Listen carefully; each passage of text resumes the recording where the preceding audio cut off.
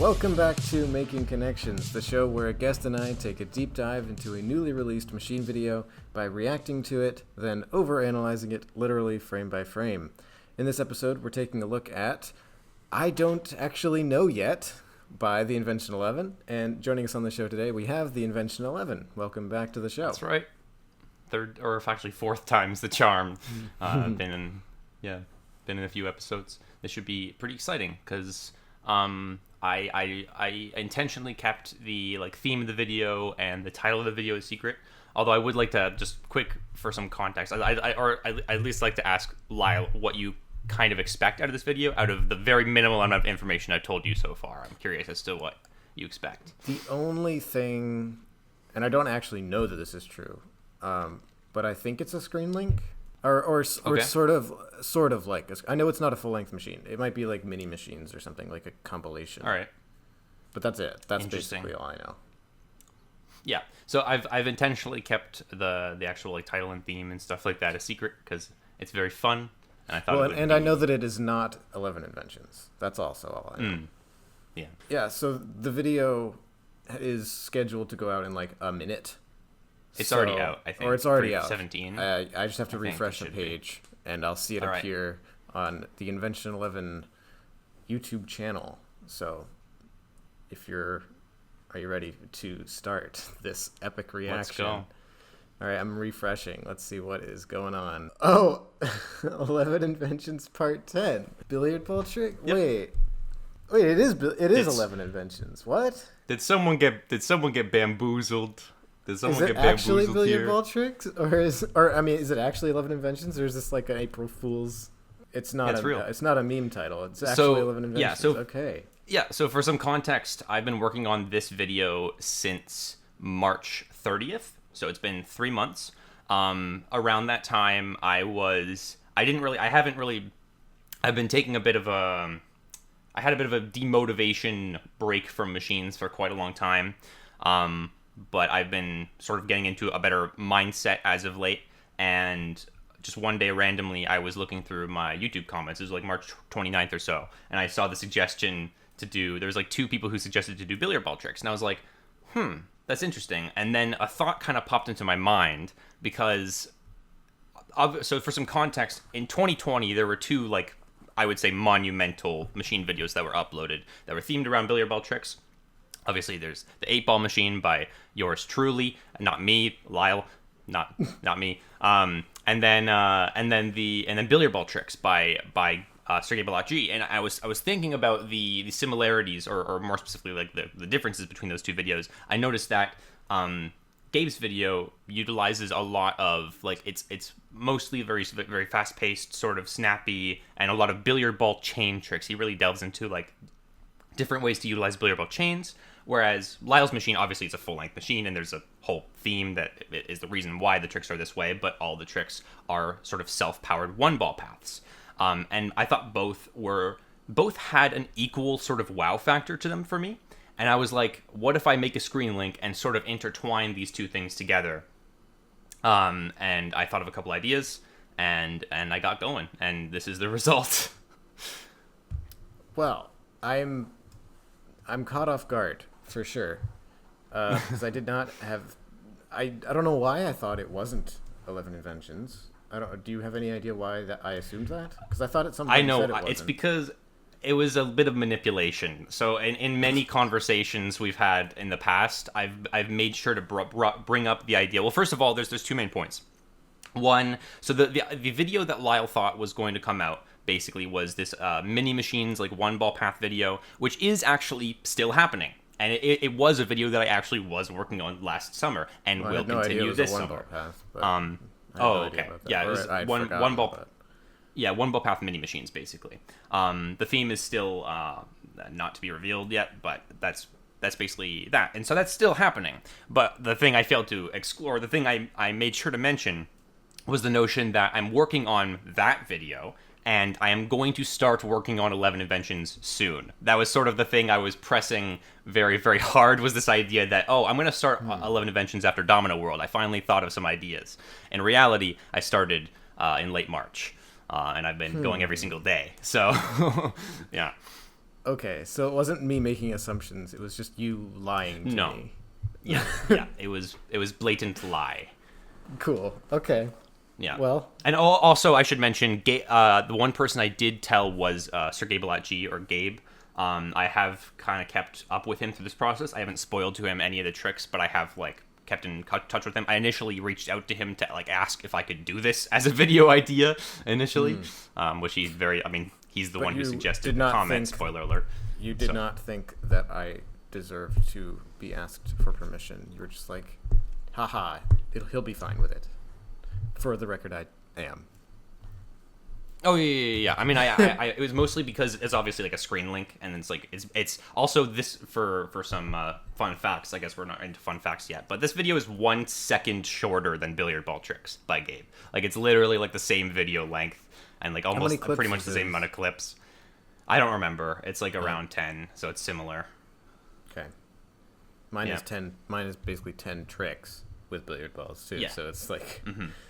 Yeah, it's a lot of parallels. Yeah. Oh yeah.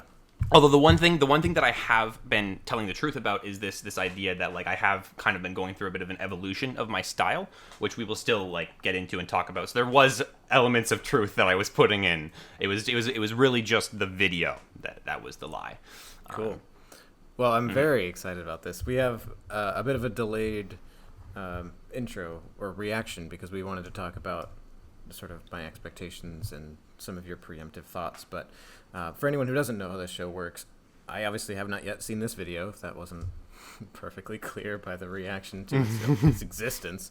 And we start with a reaction, so I'm going to be seeing this for the first time, and then we'll start diving deep and looking through frame by frame. So are you ready to start the reaction? 3, 2, 1, go.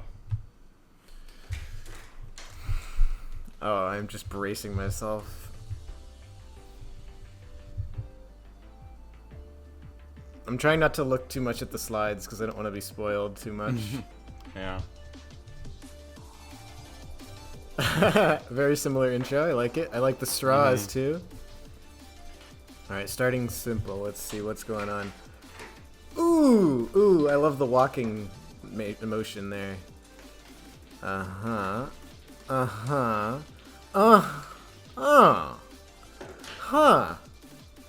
Ooh, I love that.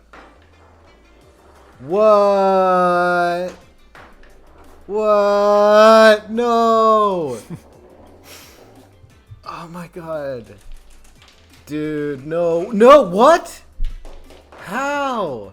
That's so cool. What? Oh, what? Whoa!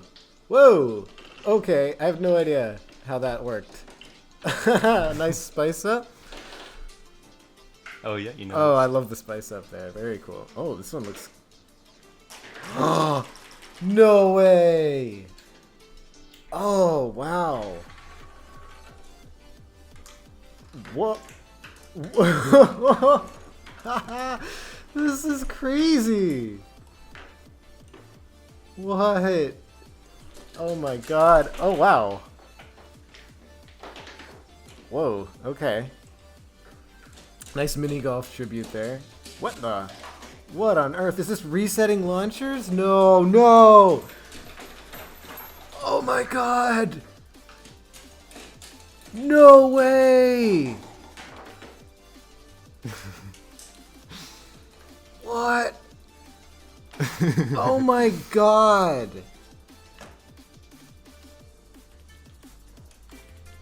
What the?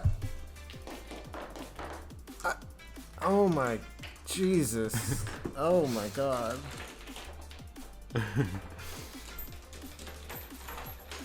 That was really funny. I can't even anymore. Yeah. What on earth? I enjoyed the reaction quite a fair amount. Yeah. So that's 11 Inventions 10. That's.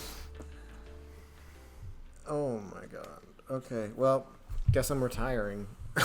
Machines have reached their absolute peak. I don't think that's true. But No, but I'll try to keep this general because we'll get to details. But the thing that strikes me the most is just how smart they all are. Like this has always been a theme with you, but the motions don't feel. How do I put this?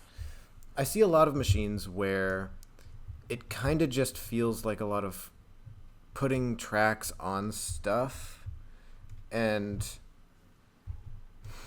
I don't know, like you have a motion and then it's just like it just moves stuff around, like it moves a track around, or it moves balls around in some specific way, or I don't know. I don't know. I can't really describe it, but these ideas all feel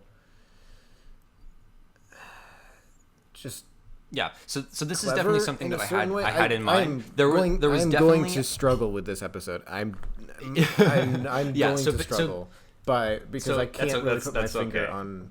I cannot put my finger on how to explain how I feel about this. Because this is so in the description, in the description, I described this as sort of like a new aesthetic look to my machine style. Basically, for pretty much all of these clips, first of all, we'll get into it pretty shortly, but the first two ideas I thought of were clips 1 and 3, and I noticed a very common theme between those clips, which we'll get into when we start analyzing them, which is I had a lot of very strong artistic intent when it came to, I mean, like, not to say that I don't normally have artistic intent when I build machines, but the actual emphasis on shape and path and patterns was very, very prevalent in the use of billiard balls. And I was mostly inspired with that through a couple things, namely Gabe's like very beautiful multi-ball, because Gabe has just a ton of billiard balls, and he creates like these crazy wave effects and stuff like that.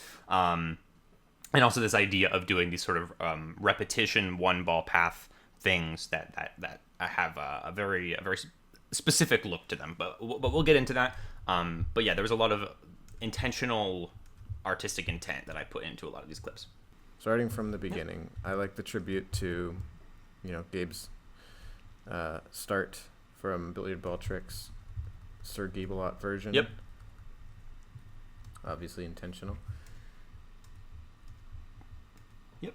I couldn't really think of anything else to do, honestly. That's the main reason why I did it. Well, it's what I did too, basically. Yeah. Yeah, it more or less ended up being the same, because there's not a whole lot of ways you can thematically start off of a pool video.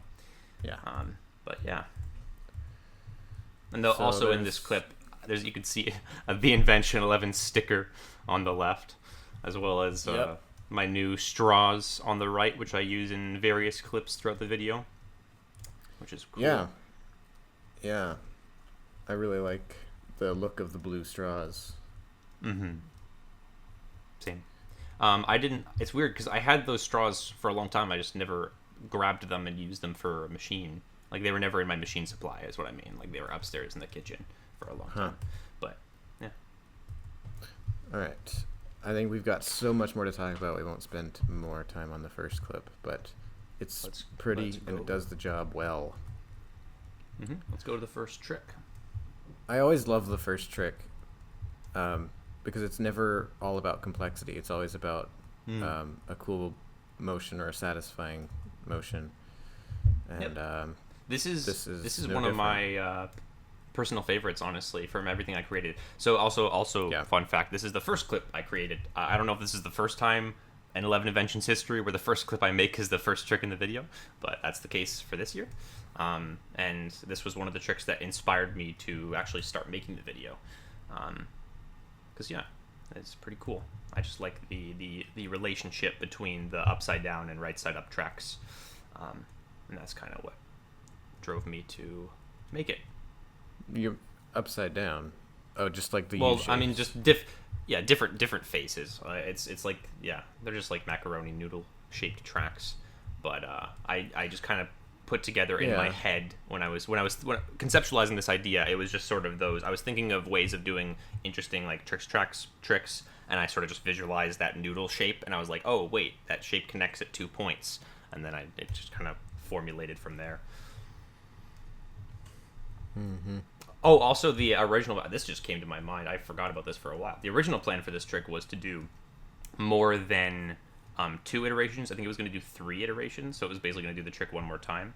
But I don't have rods that are long enough. And then I also decided partway into building it that like it was. I liked that it was simple enough. Like the motion was a lot cooler than I thought it was going to be in my head, basically. So I was cool with keeping it. Yeah. Yeah, I don't have anything insightful to say here. I mean, I can add more to it if you want. No, I know. It's just so cool. That's all I can say. Like it kind of reminds me of like it's like the walking motion of like rearranging stuff to kind of keep a thing going, to like move the track from behind back to the front again, and like renewing. It's literally a flat version of the trick that you made with the walking tracks and the trick that Zane made recently with the same format. It's just a flat version. Yeah, and Gabe did one with a zigzag board too, I think, for some ScreenLink collab video. Can't remember. Don't remember that. I'm sure. Well, it was cool. Yeah, I think it was. No, I don't remember. Maybe one of the 11 Builders collabs. There's an element of timing here too. It's just really timing's really tight. Yeah, I was really, really happy with the timing of this. I didn't initially expect the timing to work. Basically, the way I knew I needed a slight delay, obviously. I didn't want it to be triggered in parallel. When it came to building these 1-ball path tricks, I was really inspired by 8-ball machine. I wanted to make sure all of them were self-powered, because that is really cool to me. And so this trick was no exception. I wanted to make sure that Billiard Ball does basically all the work in the trick. And I was very happy that the dominoes worked in terms of like a connects rod falling onto a domino provides just enough delay to get that very quick snappy motion, and the billiard ball's speed rolling down the track perfectly matches the exact length that it travels for both iterations. So I lucked out in a lot of ways, but it was a very fun trick to build. And yeah, this is the sort of ideal machine trick that I want to build whenever I go and build a machine trick, because it's not a headache. Yeah. It's just a nice, interesting new trick, and it's also a track trick, which is nice to see. Some new track trick designs. Mm-hmm. Also, I forgot to mention one very interesting feature that is it's not. I mean, it's sort of noticeable from the fact that this video seems very different from other 11 Inventions. Obviously, there's a lot of similarities, but it seems distinct. And part of the reason for that is because this is the first ever 11 Inventions that I used tricks tracks in, which is surprising, because I got the tricks tracks like 2 years ago or so. I got some of them for my birthday in 2019, and then I got the rest of them from Alex B at Reactica in 2019. And I didn't really build a whole lot after that. I used them in Mousetrap machine to a small extent, and I used them in my Domino World machine, and that's basically all we've really seen from me using tricks tracks, aside from the times I've used them at events when I didn't own them. So this is the first time I've ever used them in an actual ScreenLink, and I really, really like the effect that it has. I think that it provides a very distinct look and shape. It allows you to like accomplish different sort of designs and pathing systems that you can't normally create with Hot Wheels. Right. Yeah. I definitely prefer Tricks Track over Hot Wheels. I agree. And also the main reason I chose to use Tricks Track is because of this idea. I was thinking very methodically about each ball I used in the machine and what track it best fit with, because there is something I really like about machines that like every single object fits perfectly with the objects that it comes into contact with, or that it like is around and stuff like that. Obviously, color coding is an example that Zane and you delve into a lot. Yeah. But one example is literally just what track the ball is on, and to me, Tricks Track's like the most satisfying ball to roll down a Tricks Track is a billiard ball, in my opinion, and so it was just the perfect fit for this video. I agree. It's something that I do sort of or subconsciously. Definitely is like I want every object. This is kind of it also feeds into just like controlling the motion and like controlled range of motion of stuff. Is you want everything that interacts with every object to feel natural and to feel like it's perfectly made or perfectly suited to interact in that way. So any extra vibration or any extra shaking or movement, it's if you can avoid it, that's great. And if it in this case, I mean, probably the only thing that really matters about this particular trick is like the weight of the ball, just because that's the speed of it is determined by the weight. So as like any other ball that's equally heavy would probably also work, maybe, but you want to choose one that fits well in the track and looks good doing it. And size is also extremely important too. Like for instance, those Epco balls look visually very, very appealing in trick tracks, but they do move a lot slower in them because they're a little bit smaller. Aspect, yeah. And I mean, and also that 8 ball that I got from Lemonade Machine, which I did use in this video as a transition, by the way, which is another thing I used. I tried to use mostly unique transitions in this video. In previous episodes, I just go for like one unique transition. This video, I was like, I want almost every transition to be something I haven't done before, which was fun. And it definitely added a little spice to each clip. But that was also inspired by Gabe, because Gabe used really amazing transitions in Billiard Ball tricks. Go watch that video right now. I dare you. But yeah. Yeah, I won't stop you. It's a good video. I don't know, man. This is I wish I could say more about like the trick itself, but I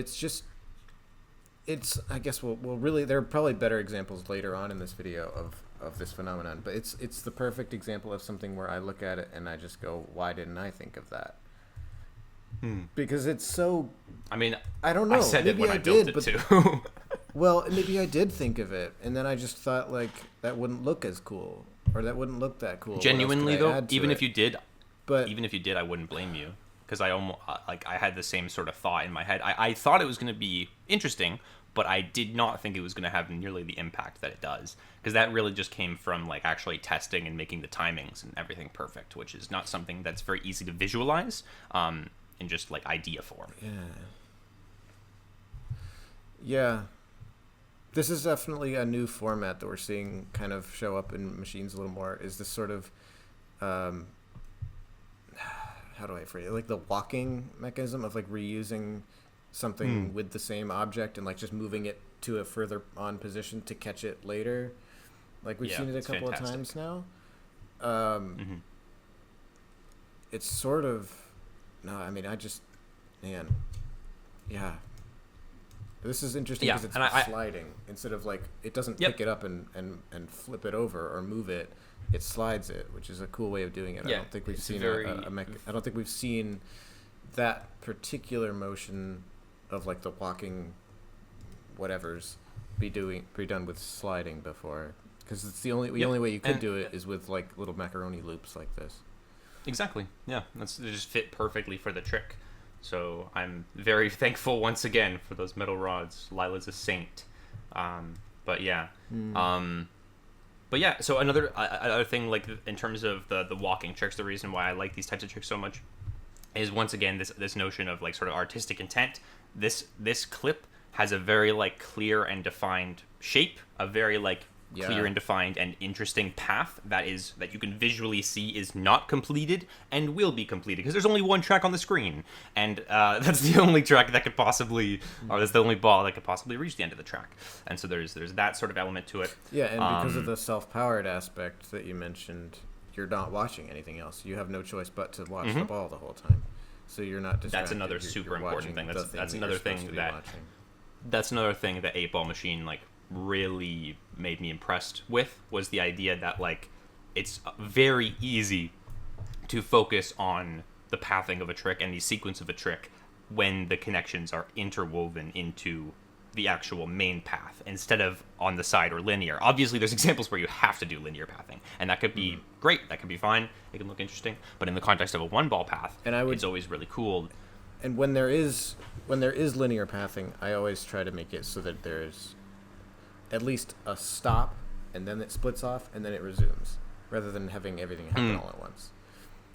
Yeah. Like I have a little bit of everything happening all at once in clip 10, but that was I couldn't avoid that. So, but we'll get to that in the future. But yeah, so I'm very happy with this trick. This is like in my top 2. I can't decide whether it's my first favorite or my second favorite, but it would be a way worse trick, but if you absolutely had to do like split-offs where it wasn't a self-powered thing, I would have done it where the ball stops on each track segment, then slides the next one into place, then resumes to slide or to roll into the next segment, stops, slide the next segment, roll again, and that sort of thing. Yeah. Instead of trying to do it where the ball stays moving and you've got also all these other connections happening all at once. Like, I feel like that would be even worse. But obviously this is... I don't know why I even brought it up. This is way... This is way better than all of that anyway. So also table tilt. I figured because the track, I figured because that's how you can make the ball roll at a consistent speed. It won't slow down after a while. That was what I was going to mention. I was going to say I have a suspicion that it's probably a table tilt. Yeah, it's not super sharp, but that's it. If I had to build this trick in parallel, I still think it could look literally just as good. One thing I'd be mindful of would be to make sure I'd probably have ball connections on either like side that would trigger the two tracks like that, because it would be timing based that way. But I would make sure that the actual balls and tracks themselves are like essentially invisible or do not blend in with the tricks tracks, so that the tricks tracks still are the main like focal point and everything. Explain what you mean by in it parallel. Can definitely work. Yeah, it definitely can work.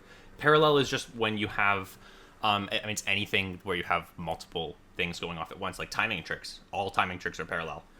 And technically this trick is in parallel. It's just self-powered, so it's not immediately evident. There is obviously parallel because the 8-ball moves separate from the tracks.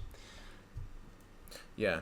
I do love this sort of walking motion anyway, because it's always like I always imagine it from the perspective of the, in this case the ball, because it's like from its perspective it doesn't know any different. It's just rolling on the same path, and it's just like, because if it can only see like a centimeter in front of its face, it just thinks it's rolling on a continuous path the whole time.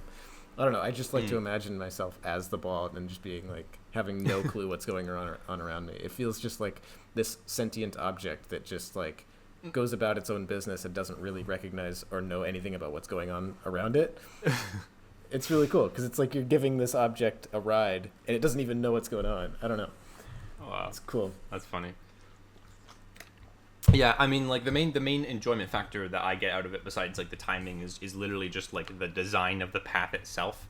It feels very Luxor-esque. Basically, for context, Loud doesn't know what this is, but Luxor is like a really old computer puzzle game that like balls going down squiggly paths, and then you like shoot colors to like match things. Where it's like a simple old school puzzle game. But I used to be obsessed with it when I was like in second grade. So it's very like, it's sort of nostalgic whenever I see a weird sort of squiggly one ball path and stuff like that. So yeah. God, I wish I could say more because I love this, but I don't really have any more to say. I feel like that's going to be the case for a lot of these. All right, I'm gonna move on to the next one here with the quadruple billiard chain. Yeah, this one's probably in my top 5 favorites. I really like the way this turned out as well. This is just nuts. Can I take a guess at what this is inspired by? Yeah, you'll probably get it right. Okay, is it Carson's billiard ball trick? Oh, wow. No, but actually that was on my mind when I was making it. So Carson did a variant. So there's 2 people who have done variants of this trick. It hasn't really... So the reason why I built this trick is because it hasn't really been demonstrated in its full form, but it has sort of existed in 2 different ways in the past. So one is the example Lyle just mentioned. Carson made a video in the past. I forget which video it is, but Machine Fusion. Okay, yeah. And then he had basically billiard ball, like a billiard ball chain went one way, and then the board tilted, and it went the other way based on like the little slots that the billiard balls fit into. Later, this trick is actually inspired by something Zane made, which was at the end of Machine Madness. I forget what that video is called. Whatever it's called. Literally like the second last clip in the video, I'm pretty sure, is this clip. And it's basically Zane uses a domino rally staircase and a couple Tricks Tracks balls, and they go down once in like a billiard ball chain type thing. And then you have the eggs, right? No, not eggs. They were Tricks Tracks balls. Oh, they roll weird on those, so they look like eggs to me. Yeah, they look a little wobbly, but So there's a few main distinctions here. Obviously, I wanted this to be like it had to be a billiard ball trick because I wanted to add some level of like satisfaction to it. But also, Zane's trick only did 2 iterations, and this does 4 iterations. And then the other main thing is that this trick makes use of the full staircase. So in Zane's clip, after the first iteration, all the balls stop on the staircase, but after the second iteration, the last ball actually just rolls all the way down the rest of the staircase. In my trick, I made it clear that the 5 ball has to reach the very end of the staircase in order for the ball to exit in the next iteration. So it completes the full path of the staircase, basically. It utilizes the whole thing. Also, this was the second last clip I made. So if there's anything that I can say about the Invention 11, it's your ability to make clips that feel really obvious in retrospect. They feel, and like, I mean, we might as well have this discussion now of just like, that's my ultimate goal whenever I make any machine, is I want the motions that are demonstrated to feel natural. And like I don't want it to feel forced. I want it to feel like a clever sort of discovery. And you are able to do that every single time. Like everything you make is like that. Thank you. Yeah, and so I don't know how. I don't know how you do it. So with this clip in particular, obviously, like, this trick has existed in a form before, so like it's not like me coming up with this completely on my own. Like that, the trick of Zane was definitely in my subconscious when I was thinking of this idea, and it was definitely on my mind when I was making the idea. I think one of the things I'm really happy with about this trick is, so this was the second last trick that I made. The last couple tricks I made, the last 2 tricks basically, which was this trick, and we'll get to the one that I built last later. I started to, I don't know why I didn't start this earlier, but I basically started playing around with different like little fun connections here and there. Obviously inspired by you, because Lyle does very like fun connections here and there. He does like a lot of ball launches to end his clips, and he does a lot of little fun transitions, and Gabe does a lot of really fun transitions. And so having like the roller coaster card directly do a turn and go into the lever that like hits a little like tricks tracks drum thing, which I thought like I've never used before, but it just worked for hitting the ball. And then obviously the clothespin launch into the funnel. Like it's just sort of simple things like that elevate a simple trick because you have so much room to build with. So that coaster track is supposed to be designed to curve. Like if you've ever built a K'NEX roller coaster before, if you've seen them, they have a lot of twists and turns and curves and stuff. And so I assumed, yeah, it's gonna be pretty easy to just like secure this like curve to the table. No, it was a living actual hell because the coaster does not want to bend for some reason. It has so much flex, and if you have too small of a bend, the roller coaster cart will actually get stuck. And so it had to be very meticulously designed, which was stressful. But it ended up looking really good. I did it because I knew it was going to look good if I could pull it off. I agree. I mean, the roller coaster is there just to make the transition interesting, but it adds a whole lot. Yeah. Yeah, and I'm sure to people who can see colors, it also works. Yeah. I'm struck by just how smart and how clever this is, and it takes a real machine artist to notice some kind of recurring motion that has shown up in several videos in the past, and then actually be inspired by that to take it to its extreme and to demonstrate it in its like proper ultimate form. Because I know it's not like I didn't notice that people were doing stuff like this with billiard ball chains that get literally reused, or in the same direction or in multiple directions. But like it just 2 and 2 never came together for me. Like I didn't ever take that and go, what if I did a whole trick based on that property? And yeah, well, I mean, to be fair, it didn't occur to me till the very end of this video. Like this still, but like my point trick, is that like, that's how I feel about everything you make always. Is just well, this trick in particular, like mostly like this type, the way I thought of this idea, I guess like because I had like a different machine thing that already existed in the back of my mind, that usually doesn't happen. I'm usually not very good at looking at other people's machine videos and like elevating something someone else has built. That's usually a lot more difficult for me, so I kind of have to think of my own original motions and stuff like that. I'm sure it's the same or similar for other people. I am very rarely inspired by other people's videos. I mean, inspired in the broadest sense of like, oh, this makes me really excited to get back to building whatever, and like that's what happens here. But like I'm inspired to just like build now, like I really want to. but not by not inspired by a specific idea to like take that idea and run with it. Like that hardly ever happens for me. Strangely. Yeah, big props also to Zane and Light Rail Machines, because Machine Madness was like one of the main, like it wasn't a main inspiration for this video, it was basically just for this trick, but like in terms of like getting me back in the mindset of machine building alongside my own, you know, personal health progress, it was very nice. I liked having that source of inspiration, so I'm very happy you guys made that video. Yeah, well, I mean, it's obviously the most important thing is, you know, personal mental health, but like I'm very happy to see you back.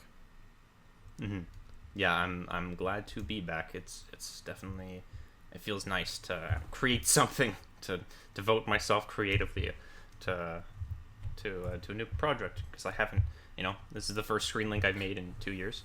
First like individual with the project promise in of 2 years. With the promise of at least 2 other things in the future, the Domino World Machine and some other screen link with One Ball Path video, or, the real One one. Ball Path mini machines. Yeah. Yeah, the chill video. It'll be simpler, but it'll be a chill video, which I like. So yeah. Again, just super smart. Like that's just how I feel about this. It's just I can't describe it. Just how genuinely brilliant it is, without being like overcomplicated and like big brain-esque. Like it's not like so much stuff that it's like, oh, how could you even conceptualize all this? It's just a very simple concept executed in a very brilliant way. Thank you. I don't know. Yeah.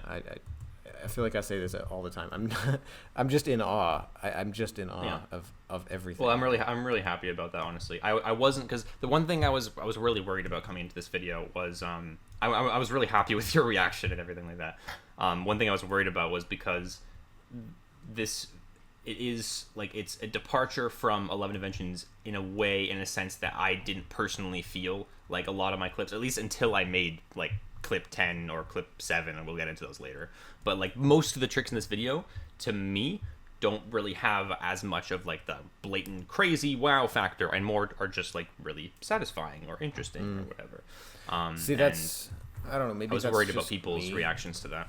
Maybe it's just me, because I respond to like the intellectual type tricks, like the really clever, calming type cool motion tricks, just as much as I will 2069 IQ. Yeah, just as much as I will to the crazy high energy epic ones. Like the resetting hammer launchers is like a really, really good idea, but it's no more, how do I word this? It's no more clever than this is, for instance. I agree. I actually thought of that idea 2 years ago, but we'll get to that. Yeah, but like it's going to get so much more attention because it's high flying and acrobatic, and it's very sort of spectacle. It's a spectacle trick. Possibly. The one thing I always hope for it's got all this big stuff happening. It's got all these hammers. It's got rotating stuff. It's got giant launches. But the concept of it is no more clever, to me at least, than really either of the 2 that we've seen so far. And yeah, I mean, in terms of the base idea. In terms of the base idea. In terms of the execution of it, how you would actually go about doing that motion, it, you know, then it becomes like, oh, this is going to draw a lot of attention. It's going to be a bit of a spectacle. I mean, it's definitely much more like, it's because it's so high. Like we'll get to it in the future, but it is like it's very high expert level machine in a sense. Like it's the most difficult thing I've ever built. I'll just say that right now, but we'll get to it later. It's going to take us a long time, but yeah. Anyway. So that's genius in its own way. But I just wanted to mention that there's really no, I mean, maybe it's just me that sees it that way. I think to a broader audience, that might not be the reaction. You know, you might really only get people who respond the way I did in my reaction to, you know, some of the more high energy, like high concept ones. But I respond that way to all of this because I see the underlying concepts and I understand how freaking smart they are. I completely agree, and like it applies to me as well, because like my top 2 favorite tricks, like the hammer trick isn't one of them. It's the macaroni noodle sliding and the synchronized balls are my 2 favorites. So synchronized balls. We'll get to synchronized balls. We'll get to it. I will remember it when I see it. Yes. But yeah, I would say that the resetting hammers is probably not in my top 2. I mean, Yep. I don't, And that's perfectly I fine. don't hate it. Obviously, it's like one of the coolest things I've ever seen. But like, Yeah. in this video, I think what I appreciate the most, what I think has more potential for inspiration for me, Yes. is I guess just really intuitive ways of applying motions that I've seen before. Things that feel like, why didn't I think of that? Or feel like just natural integrations of two objects working together in perfect harmony. And that's, transition perfectly into the next clip. Again, two objects working together in perfect harmony. Ball rolling in a circle and an outside boundary that rotates to keep it moving. And this is so smart. Like I can't put it into words. I just don't know how to phrase it. Yeah, and so also to mention what you were saying amazing. in terms of like once again I completely agree. Like in terms of the resetting ball hop, once again very very technically impressive. The reason I wanted to do it, aside from just wanting to have a spectacle trick at clip 10 because 11I10 clip 10, whatever, but because I knew no one else would do it. I knew that it was going to be painful and that it was going to require me like buying shit and but we'll get to that in the future. But I completely agree with everything you're saying. Anyway, this trick I also am very proud of. This is the second trick I built. This is one of the two ideas that actually got me inspired to build the video. Being clip 1, which we went over the macaroni and cheese, and then this one, which I call Dueling Dragons, because there's a black and red ball that are kind of dueling with each other. Yeah, I noticed the red platform and like the catching platform for each of the balls. I didn't know that was because of the red and black, but I see it now. Yeah, the red and the black. Yep. I it was love just that. for some color coding funness, because I love had some it. construction paper that I like never use. But yeah, this trick is actually inspired by... Side note, I do think that we'll start to see that a lot more in machines, just like arts and crafts taking it up to an And level. I'm very, very excited for it. Yeah, I think we'll start to see a lot more like arts and crafts type stuff with color coordination, or in just involving colored paper or painting. Yeah, or just themes in general, mini golf machine type stuff. Colors and exactly. I'm kind of predicting that as a bit of a. I want to be on the front of that innovation curve if I can be. Same. I'd like to sort of bring that level of artistic intent to the community. But anyway, keep going. Yeah, whenever I can think of it, I love doing it. But yeah, so this trick is inspired off of a very incredible, epic builder, if I do say so myself. It's me. It's the invention of a mousetrap machine. It's based, mousetrap machine, ball rolling around the middle. So I genuinely, I don't know. Oh wait, ball how rolling I around the thought middle. of this. Yeah, I was going to say it's like the yellow. I was rolling going to around say the it's like pipe. the yellow tracks with the marble. No. It was just the ball rolling. Oh, that's part of it actually as well. It's sort of a combination, but I think that was more subconscious. It was mostly like of the ball rolling around the ground. I was thinking of that shape from the whatchamacallit, the marble trick in the corner with the C shape for Mousetrap Machine, but I was really just thinking about like billiard balls rolling on the table. This is a very weird track trick because the ball does not go on the track. It just uses it as a guide for the entire trick. So it's very unique in that way. But I'm very happy with how it turned out. It wouldn't have worked if it was on the track. So yeah, it definitely wouldn't have looked as cool even if it did. But regardless, I don't really know how this popped into my mind, but it was one of the two ideas I thought of on March 29th. I have an image, which I guess I'll post on Instagram. I'm probably going to put a lot of Instagram updates up for various things in this video that I feel like are worth mentioning. But my initial like drawing for this trick is like literally exactly what happened. So that's cool. The way I visualized it was the way it looked, which is cool, I guess. But yeah. So the general idea, like the premise of the trick, is the idea of essentially extending, because obviously from Mousetrap Machine the ball goes around the pipe in like a circle. This trick extends that circular path by an extra 90 degrees or 180 degrees. 180 degrees, something like that. Yeah, 180. So it gives it a lot more path to go on, and it gives it a full circle motion. And so there's this. I'm actually really happy with this connection system. There's a lot of things I'm happy about it. The reason I chose red and black billiard balls is because I have one red and one black Epco ball, and I was like, I can use those as part of the connection system. And so that's sort of like the black ball triggers the rotation for the black billiard ball, and then same. It's rotationally symmetrical, which is also another theme that you'll see sort of in some clips throughout this video, is this idea of utilizing rotational symmetry. You see it. There's a lot of surprising examples that you wouldn't initially intuitively think is rotationally symmetrical, but I mean, there's one that's very obvious, which we'll get to, but there's a couple, and all of them have their own sort of impact because of that level of symmetry. Obviously, symmetry in machines is always very cool and helps to make things look cleaner, but in this example, when it's like a circular trick, a circular motion, the rotational symmetry like really makes it look special, I think.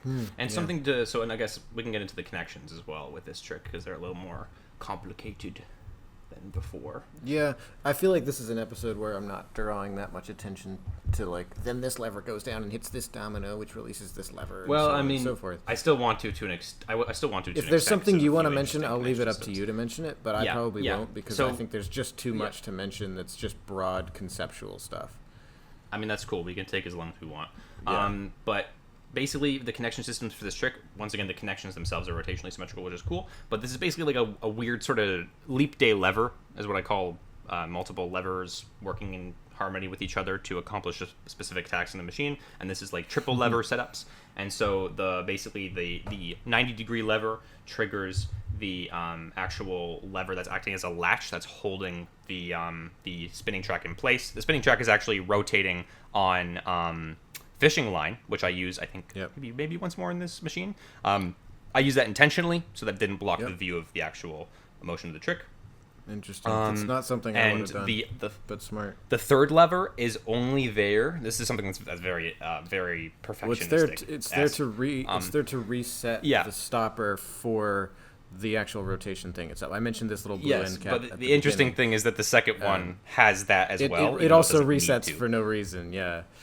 Yeah, exactly. But that's because of rotational symmetry. So I wanted it to look exactly the same, have the same. Again, that's probably not because it's so small touch that I would have done. But it's cool. I gotta say, I mean, more credit to you, man. Yeah, I wanted exact rotational symmetry. I was very meticulous about that for this trick. I was like, I need this to execute this trick. It's very important. But yeah, I'm happy with how it turned out. Rotational tricks with rotational symmetry might have a bit of a comeback as well. I guess I say comeback as if they've ever been popular, but I think we'll start to see a lot of that. Maybe I'm just making random predictions based on what I'm inspired by. But I'm so far inspired just by, well, not just by, but inspired by the attention to detail in terms of aesthetics, just like the way that things are perfectly rotationally symmetric and the way that there's color coding with the red and the black.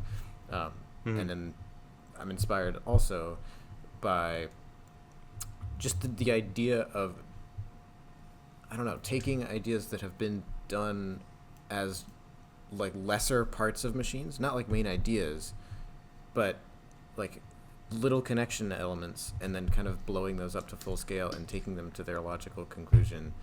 And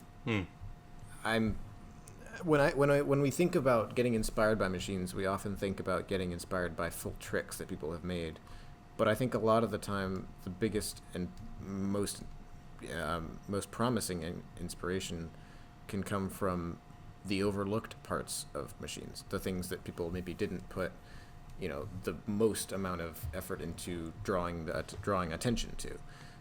Or I shouldn't say effort. I should say that they weren't meant to be the center of attention.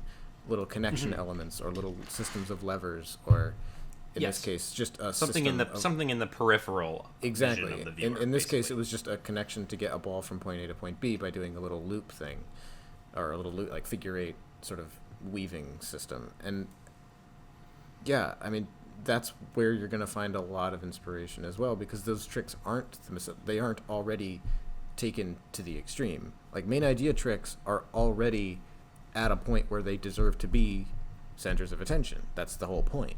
So trying to take those and spice those up is often just a recipe for, I don't know, just slap a track on it, or just do it but reset it and then do it twice. Like, I guess that's a way you could do it. But it often just sort of feels formulaic when you try to take those main ideas and then give them new life. It often just ends up being pretty much the same thing. Whereas when you take an idea that wasn't ever meant to be a main idea, maybe it's just like a small connection Yeah. system, that's where you can really take stuff and take it to its extreme. And that's inspiring for me. I think I need to be paying more attention to more minor details in machines and taking those and getting inspired by those, as opposed to just being like, well, this main idea is already too good for me to do anything with, so no inspiration to be found here. Like, I think that's an incredibly limiting way of looking at machines. Possibly, yeah. Yeah. I mean, also just like doing what you think would be fun is usually the way I arrive at solutions. Is Well, taking a breather and being like, all right, well that'd be cool. Yeah. But yeah, I mean, what you said about like the sort of the using the different formats and stuff without real intention. I mean, that's really what it comes down to, is like when you're designing a trick, like you can use any format you want. I don't think any of the formats are particularly limiting, as long as that's the intention of the trick. Like as long as that's, you're using that to execute the best, the piece de resistance of the motion you're trying to achieve. So yeah. Again, just so smart. And we talked a little bit at the beginning how I kind of segued into this discussion of this trick in particular, is the idea of more than one object, in this case probably I'd say two objects, working together in perfect harmony, sort of this machine symbiosis. I guess we can go into a full discussion about this. We've talked about it a little bit in private, not in Making Connections episodes. But just my idea list is often just... I often think of it as half of a trick, basically, or half of an idea, because they're just motions a lot of the time. They're just ways that like you can, a specific gear motion, or like a specific way a track can move, or a specific, geometric property that, unlocks some kind of cool motion. But that's just a motion. It's not a trick. And in order to have like a really good, full-fledged idea, it needs to have both a cool motion and a cool way of demonstrating that motion. It needs that motion needs to actually do something. Maybe it needs to move gears around, maybe it needs to move tracks around, maybe it needs to move balls around, whatever it may be. But my idea list is often just the motion, and it needs a second part. It needs a second half in order to be a full idea. And in order to get there, it needs to be two motions that work together in perfect harmony. It needs to feel natural. It needs to feel like the motion is the perfect, clever solution to the pathing system, and the pathing system is like the perfect, clever solution to the motion. It's sort of this situation where you can't even tell what was the original idea and what was just the trick. And this is kind of how I feel about, well, everything you make, but this trick in particular, it feels like it feels like two things working together in perfect harmony. Like the fact that everything's rotationally symmetric and fits together in this perfect puzzle piece type of way, like none of these motions interrupt each other. You don't have to take the track that deposits the ball and then like slide it out of the way to make room for the other thing. It doesn't, like, you see that a lot in machines. You see a motion and then it has to like it has to reshape itself in order to make the next thing work, and it feels a little bit unnatural in that way. Like, you have a motion and then like the track has to move out of the way, or like something needs to flip out of the way, or something needs to get removed or slide into place to make the next thing work. And this doesn't feel like that at all. It feels perfectly natural. It feels like everything was just meant to work in this exact way. And you've got like the perfect interaction between the balls and this rotating disc. Because the rotating disc is, to me, the thing I would think of. Not to take credit for your idea, but like if I thought of this, it would have just been the rotating like C-shaped thing, like the 3/4 circle. Oh. That's all it would have been. It would have been like, okay, well, what if you took that and then rotated it? But then what? Like, what does that actually allow you to unlock? Like, what motions does that then allow you to do? And this is also the progression sort of like, because I mean, I've used this motion multiple times before, this sort of C-shape pathing motion. So it's, once again, it's just sort of a natural like evolution of ideas. Like, it's that sort of progression of having that as one of the potential motions you can work with, sort of in your subconscious. I don't actively think about that, but that's sort of there. And then when I think of like a ball just kind of rolling on the ground, I'm like, oh, that would be really cool in conjunction with that. Then it formed pretty quickly. So It's crazy. It's amazing. It's amazing. It's really I think amazing. and I mean, it's once again, it's like a simpler idea, and those are usually the hardest ones to think of. So Yeah, that's also so why I'm you've hit the nail on the head, right? Like that's why I'm so the first- impressed by these ideas. Is Yeah, that's because why I they're really like the the simpler first three ones blow me tricks. away the most. The complex ones, not as much, because those really feel like when you have that many moving parts or that many different motions all interacting with each other, it really feels like just by sheer variety, it's going to feel new and impressive. But when it's Sometimes, just, I mean, I don't want to say just, but when it's just one very smart central concept like this, it feels so much cooler to me. It feels way more impressive because it's just one idea done perfectly. I don't know. I mean, it just comes that's how I feel. down. It just comes down to the presentation of of what you need to do to accomplish the motion you're thinking of.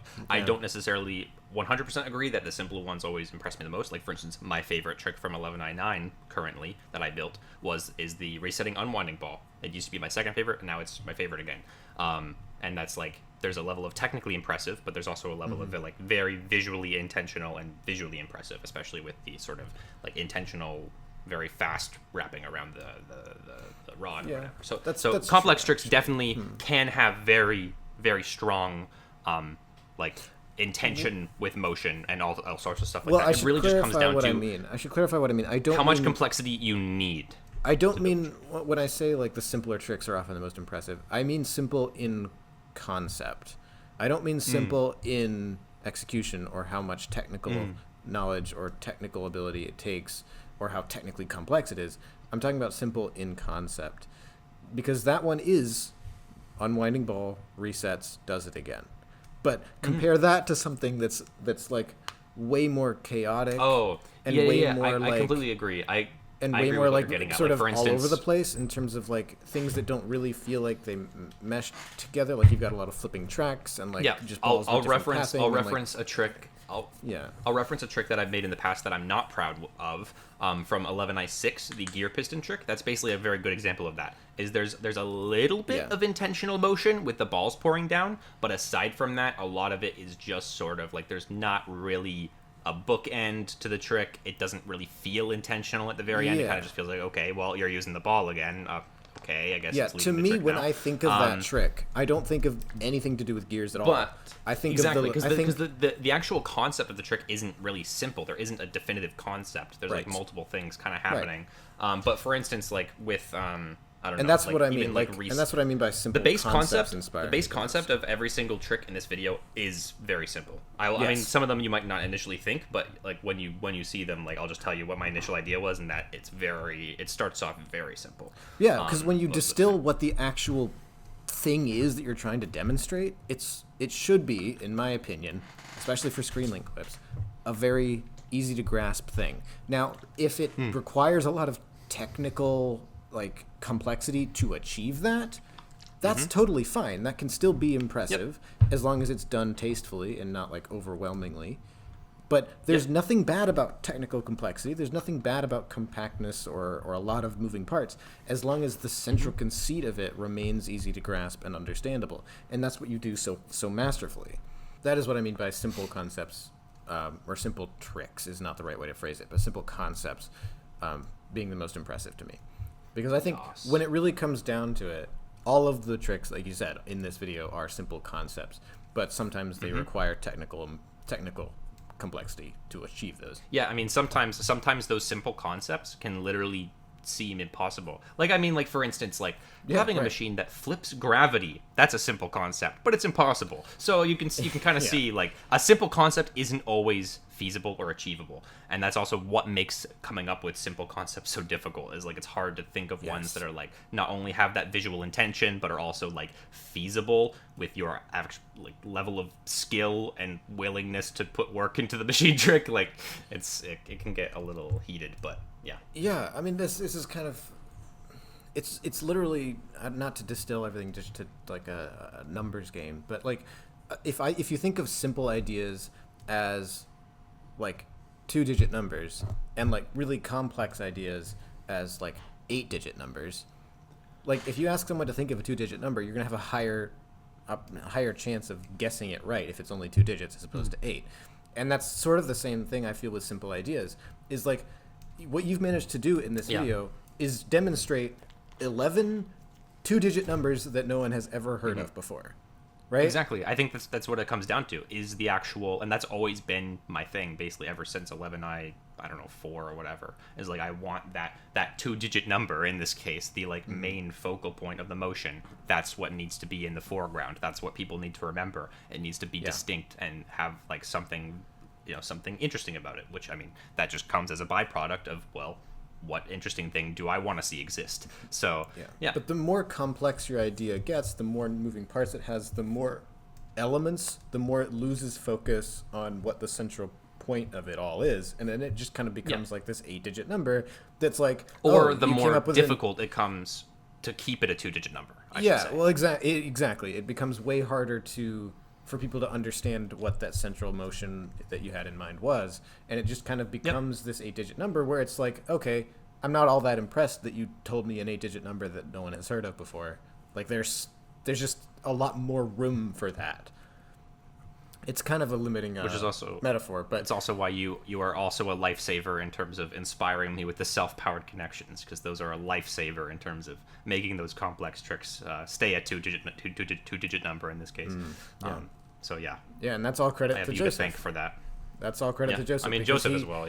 Yeah, he was the one who really taught me, but also even just inspired me to pay attention to where the viewer is watching at any given moment, and being very conscientious about drawing the viewer's eye to specific places, and being mindful that just because something's happening doesn't mean the viewer is watching it, even if it's the only thing happening on screen. And you do a really good job of that as well. Like you don't have stuff that teleports across the table and whatnot. So let's get to the next one. I'm not saying much specifically about each trick other than like wow that's so cool, wow that's amazing, and then I mean that was basically just a detour. I mean we already talked about the entire trick. I think we covered all the bases of that one, so we can get into the next one. Once again, like these detour conversations, I'm perfectly fine with, because I think they just sort of add to the actual thinking process of making a video like this. Yes, to be clear, that's what I want this show to actually be. I mean, it's pitched as like, a discussion about a video and like diving deep into each and every little connection, which is like what it usually ends up being. But what really the whole point of the show's existence is to have discussions like that. I mean, it's literally called a deep dive into the machine community. It's all about having those deeper conversations about machines and about style and about machine philosophy and all that. So that's why we haven't really spoken a whole lot about like literally each and every individual connection. But anyway, I mean, I think we've spoken about all the important ones, but regardless, we'll get into the next one. But I do think that like some level of analysis is important. Previous episodes in terms of, like, have definitely have leaned a lot further into the whole like this lever hits this pulls the string to release the magnet, and then the weight falls. I think that's fine too, because from like a viewer's perspective, sometimes these episodes are helpful in terms of just like understanding how the tricks work and like sort of going through like why I put that thing there, or something. But to bring it back to philosophy on a little bit, or a little bit more discussion of style, I think that's why we're not focusing on that stuff as much in this episode, because those things are, in a lot of cases, pretty clear. Like, you've done a fantastic job of making all your connections understandable and obvious, and not, like, cryptic and impossible to understand, and requiring a whole 2.5 hour discussion. The ones that matter, at least in terms of what the mechanism accomplishes. You're not always going to understand the mechanism. Most mechanisms that I have to build for these tricks are very intricate. They're not necessarily intuitively understandable, because I didn't understand them when I was building them for the first time. So there's that element. But as long as it's clear what it's doing, then that's really all that matters. Let's explain the connections of this one. Let's do this. So this trick, the original idea, the simple idea, was not what the full trick is right now. The simple idea was literally the idea that these billiard balls fit into the holes of a gear. And this was sort of loosely inspired on my favorite machine builder, Jack of All Spades 98, when he came over to my house and put a ball inside a gear during mini golf machine. This was sort of on my mind in the process of that. And so I kind of just had this, I don't know when I thought of it, but it just sort of hit me. Like, it'd be cool to see like a rotational, or like not a rotational, a circular billiard ball chain. That would, like, the balls would go into the holes, and then somehow I'd, like, use them to filter somewhere. I had no idea what the second part was going to be until I actually got into it. But that was sort of the base idea. It was just a circular billiard ball chain in a gear. Yeah, I followed that first part when I watched it, like, in real time. But I completely, well, I didn't lose track of what was happening, but I did not see it coming at all. The second. Yeah, I mean, this is like one of the main, like, wow factor type things because it's just so fast. Wacky. Like, how did you make like a rack that works like that? How'd you make like the teeth that, I mean, this is what it's we're thumbtacks. Thumbtacks. So basically, I had so I had the idea. It came to me literally out of nowhere. I was like, I need this gear. So when I thought of the idea to dispense the balls one by one as the gear sort of rolls along, and then that sort of fits, it like works perfectly in terms of the distance of the width of my table. When I thought of that, I was like, well, I need some way to keep this gear secure. And we'll talk about another problem I went into with that when we get later in the clip.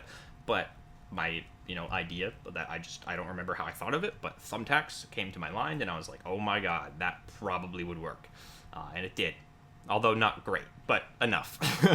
So, well, the actual working take looks ridiculously smooth.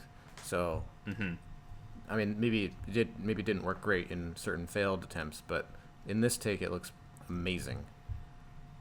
I will ruin the fun a little bit and tell you I sped up the 5 ball a little bit at the end of this trick. So there's a little bit of masking because it was a little bit slow. But aside, it worked like as it actually is. There's no fakery in that regard. Well, it's just a little bit of a. What was the slow part? Just the rolling down the track, or?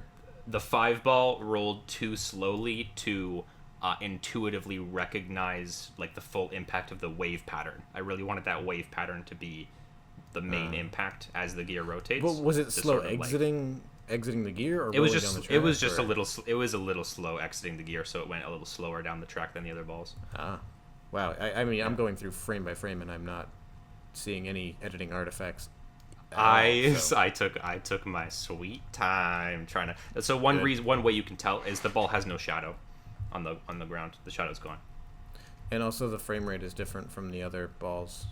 Yeah, I mean the frame rate is noticeable as well, but the shadow's gone. No, but you can see that it moves you can see that it moves in the intervals between when the other balls move. Yep. But it's not really noticeable when you not watch in real it time, in no. real time, but that's funny. I've never seen all that that matters. I mean, the same thing. You can see the same thing in the clip in 1199 with not with multiple balls, but just with one ball. When it's like in the synchronized track flippers, like the 5 track flippers, when the ball rolls along the bottom, I sped it up in the video, and it does the same thing. Where if you go frame by frame, it kind of skips. Yeah. Wow. But yeah, so the most intricate part of this was really just the lever system, and also like the security, like the sort of figuring out, and also I guess weight management to an extent as well. So there's a few things.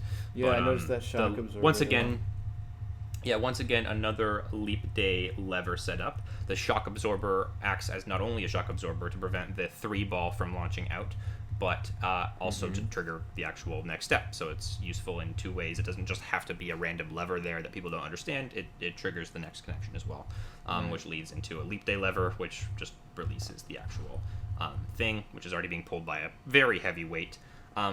So this is something I'll mention more in trick 6 when we get to it. This idea of having something pull something across the table at a consistent speed. Honestly, that's one of the most difficult things for me to do in a machine, especially when, if you notice, because I don't know, you did a video on weight management as well, so maybe you'll be a little haunted by this when you notice it. But the gear or billiard balls weigh a lot, right? Like they weigh a considerable amount. Yes. The balls are dropping. How did I not think with of each that? iteration. Yeah. Yeah. And so there's two main issues. There's two main issues that come of that. One is obviously the weight management of pulling the gear across at a consistent speed. The other is the reason why those red straws are there, or the main red straw. The other one's just there to hold the structure a little more in place. Right. But the red rod that the gear rolls along is to ensure that gear, well, A, doesn't flip over because the top becomes heavier all of a sudden, but also so that it keeps rolling along the teeth, because it will literally just slide out of place if the rod is even slightly towards the left. Even if it doesn't fall over, it'll just not hook onto the teeth because it's not weighted on them. So that was a big issue as well, and that resulted in a couple fails. So yeah, weight management was a nightmare in this one. I can imagine. Wow. So how did you actually do it where it stays consistent the whole time? I think I did it similarly. It's weight system? So, yeah, basically it's so I do this thing a lot. I like doing this thing. I did it in clip 6 as well, which we'll get into later, which was also equally nightmarish in terms of consistent weight, because I wanted that one to be even like slower and smoother. But I sometimes, when there's a connection off screen that people don't really need to see, I'm not afraid to make it messy. Like, I'm not afraid to go all Alex Berlaga out as long as no one's going to see it, and as long as I can reset it easily. So that's basically what I did for both of these. Like, it's just a sequence of weights or dominoes or whatever that are on very equidistant parts of the string that it lifts up gradually as it goes along. And it's just like, oh, smart. So that's why there's some string hanging off the front of the table. Gotcha. Yeah. Just to counterweight. Yeah, that's what it does. And it's the same thing for because like clip 6. after like the first ball, it lifts up like a domino, and then the second ball it lifts up like another domino or something, like a weight, and then like it lifts more and more weights as it goes on. Yeah, that makes sense. Yeah, and it's literally exactly the same as clip 6 too, because clip 6 also dispenses one billiard ball at a time as it moves. So yeah, but they have different speeds. So they were this one was a little less nightmarish than the clip 6 one, because I could have it move faster, and that actually made it work better with dispensing the balls. But it's still like it just takes a long time to actually get the weight distribution exactly right. Yeah, it's crazy hard. Yeah, not much to say. I don't have a lot to say about this one conceptually. This one I don't get that feeling of like, oh, why didn't I think of that? Which is why I like it in a lot of ways. I don't know. Because I didn't think of that initially.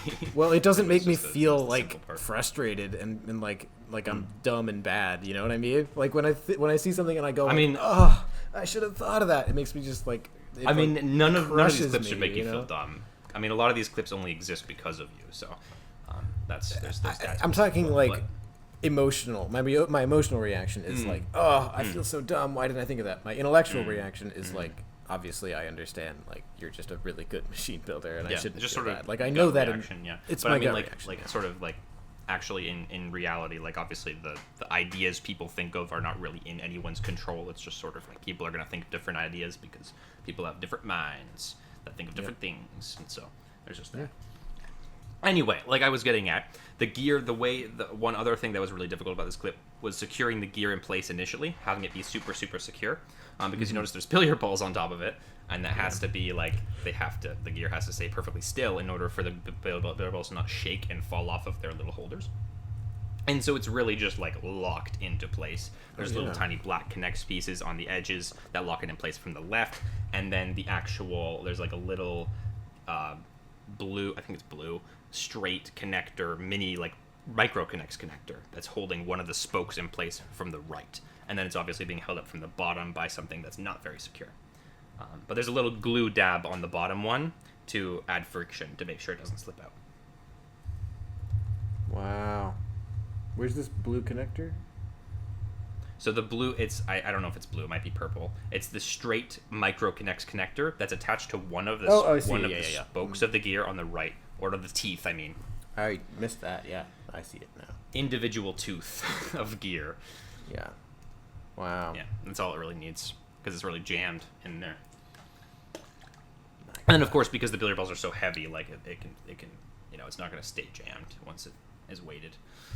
Yeah, but it does an amazing job. I don't even notice any rotation of the gear or any movement even when it's... Yeah. I spent a very long time making sure that was the case. because that was a big issue initially. How does the one ball actually start? Because it doesn't look like that green connector is in range. there's a piece of clear plastic. Oh, I see that. Yeah. Fun fact. Anytime you see a piece of clear plastic in my machines, it's from 11i8 from the rotating box trick. That's all a remnants of that trick. At least up to this point, all of those pieces have been from that trick. So that's the rotating box. And that's just from there to give it like a more gentle push. Mutilated. It just sort of like nudges it so it doesn't push it too hard, but it has enough force to just sort of like give it a little nudge. Nice. Yeah. That's an interesting application of what I guess you could even call a shock absorber, of like this sort of like it soaks up some of the impact of the lever pulling it really hard and like only gives a gentler push to the thing that it's actually pushing. It's really it's definitely an interesting approach. Yeah, I'm very happy you like this clip too, because it's I mean I'm definitely content with it. I think it's good, but it's in my bottom 2 overall with the tricks. I think it's the same. It's the same for me because it doesn't quite give that same reaction of like two things working in perfect harmony quite as much. It feels like the idea of the things going around in a circle and then being deposited. Yeah. No, I don't know. I mean, I don't want to be too harsh. It's gear and billiard balls working in harmony. Gear and billiard balls. Yeah. So the way billiard balls interact with the actual object of a gear, and then utilizing the fact that a gear is rotational to dispense them. So it is. Yeah. Two objects. No, you're definitely right. Huh. No, I'm not gonna say I don't love it. That's a lie. But I think there are other ones I like more. Yeah. But... Yeah, and then you could also say the base idea for this you could also have derived it as the idea of turning a circular billiard ball chain into a straight billiard ball chain, because that's essentially the effect that it has as well, which is also the sort of the bookend to the trick. That's clever. Okay, I'm going to move on to the next one. Let's go with Newton's balls. Here we go. The only Newton's cradle I've ever made since freaking most complex screen. Most complex, yeah. Yeah, and this was loosely inspired from Most Complex Screen Link because this idea in nature. Just watch this. Yeah, you can watch it while I sort of explain. Yeah, go ahead. So this idea is one of the more like technically. This is probably the second. Well, first of all, this was the most. I think this is the second most difficult trick for me to build in the machine. But I'd say, like, in terms of the ideas that initially feel like, no, that's you can't do that. That's not going to be possible. This one and then the resetting ball hop are like the main two, because the basic idea of this trick. So in Most Complex Screen Link, I have a trick. I just now noticed what the central concept of it is. Yeah. Like, I mean, I knew that it was a resetting and reusing ball Newton's cradle, but I did not catch that it was actually like reattaching balls to new hangers. That was and so basically in the Most Complex Screen Link, there's a trick where I have billiard balls inside cages and I use them as a Newton's cradle in kind of a unsatisfying way, but then I move the Newton's cradle over and then use a motor to drop each ball from the 3 cages that I put them in. And this is sort of loosely in my subconscious I came up with this idea when I was working on this video, because I was sort of like, I kind of want to do a Newton's cradle trick, but like the Newton's cradle for me, I don't know how Gabe's able to come up with so many Newton's cradle ideas, but it's like one of the hardest tricks to come up with a good trick concept for, because it's like I can think of things, I can think of ways to move a Newton's cradle, I can think of things that are impossible that would be cool, but it's sort of like actually executing a really good Newton's cradle that has a like actual satisfying proper Newton's cradle demonstration is very difficult. It's very difficult to come up with ideas that you can actually pull that off in. Basically, the premise of this trick is as Lyle stated, the balls do a Newton's cradle, disconnect every single ball. Not like have balls on the side and then the ones in the middle disconnect. Every single ball I wanted to disconnect and rejoin to a new Newton's cradle, in which every single ball is a part of the Newton's cradle. Because I thought that if I had extra balls on the side, it would A, be a little distracting, and B, a little less technically impressive. And so I really wanted it to be like, this is all the balls in the trick are in the Newton's cradle. And that's the trick. And so the idea is obviously that they detach and then reattach to a new Newton's cradle. So it's not quite a resetting trick. It's just sort of setting up another thing trick. But it's a similar sort of format. But basically, the determining factor as to whether or not this is going to be possible, I thought of the idea of using a screw to go into one of my like cylindrical magnets that a lot of people in the community have.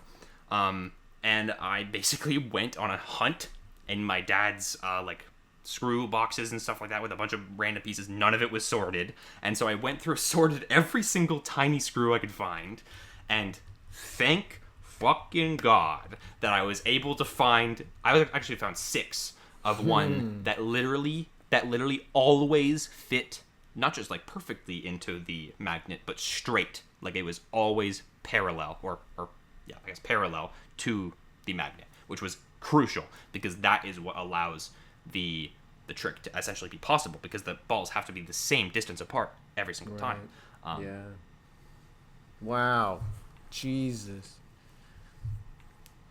So this trick exists because I found that screw, or 6 of them to be exact. That's wild. And they actually stick pretty good to the billiard balls with glue because they have a little indent in them, which makes it easy to, like, the glue to just kind of sticks to it. This is wild. I mean, there's so much you don't notice in real time, but just like the fact that you have to get the rotation of them perfect too, to make sure that they rotate the exact amount necessary to have that part be up when it like goes right underneath the magnet. Yeah, and so one thing you also they all probably rotate. They all roll like they do 3 rotations. The reason 1, 2, there's a reason it's 2 rotations. The But reason why they all roll 2 rotations, there's a very specific reason why they're able to do that, or why. I mean, without this thing, it technically could have been possible, but it would have been extremely, extremely unlikely. And this trick was already not very reliable. I mean, it worked on take 5, but it never worked again. I tried like over like 100 takes more to get a slightly better one.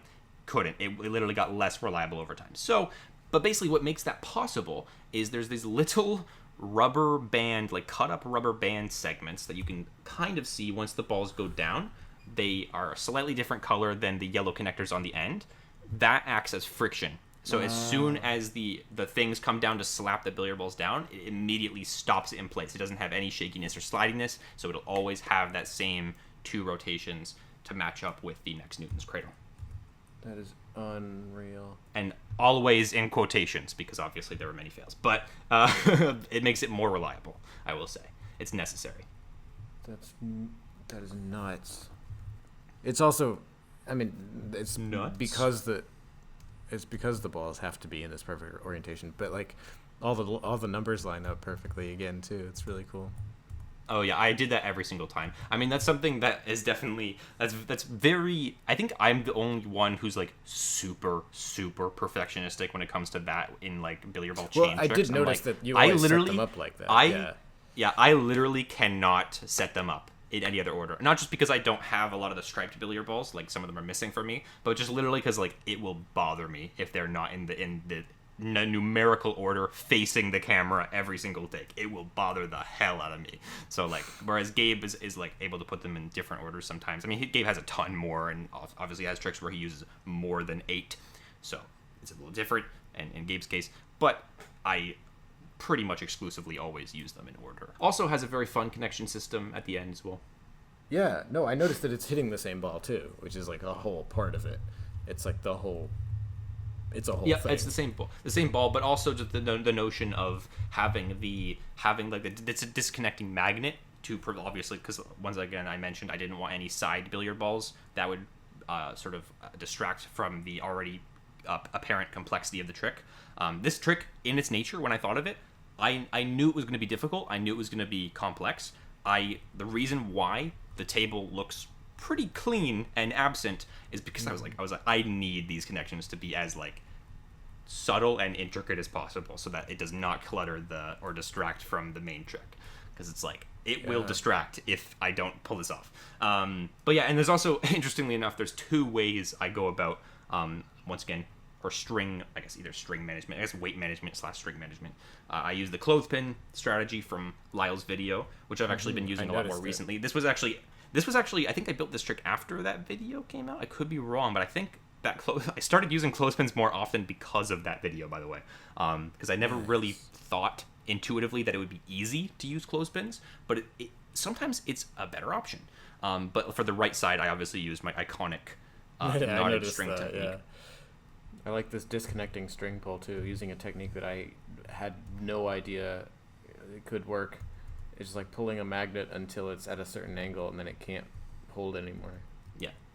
It's also, I mean, it's a lot of weight, and there's also the weight of the billiard ball, like gravity pushing it. That too. The thing that I'm really happy about is that, especially in this particular take, but also generally, usually, the ball would still stay parallel to the rod in terms of like when it moves, because you can see there's a little bit of shakiness when it's pulling it. Sometimes it would shake it a little too much to be satisfying, but generally because of the speed and the angle, it would always position it in a way that would make it look parallel, make it look like it's more secure than it actually is. I mean, it is very secure, but I'm in terms of like secure in a aesthetic way. Yes. Yes, man. Wow. Also, I use the pipe again as a transition. Second video in a row. Also, the 8-ball from Lemonade Machine finally makes an appearance in my video, as it's the transition from the previous. Yeah. It looked different than the other ones, so I was going to ask what that was about. But yeah, it's the 8-ball from Lemonade Machine. Yep. I'm going to move to the next one. Let's go. This is the one that I was mentioning. This is clip 6. This is also the one with the nightmare scenario for the string. Right. Yep. So this is and you spotted this immediately. Spice yeah. Yeah. You spotted this immediately. Do you want to describe what the original trick was?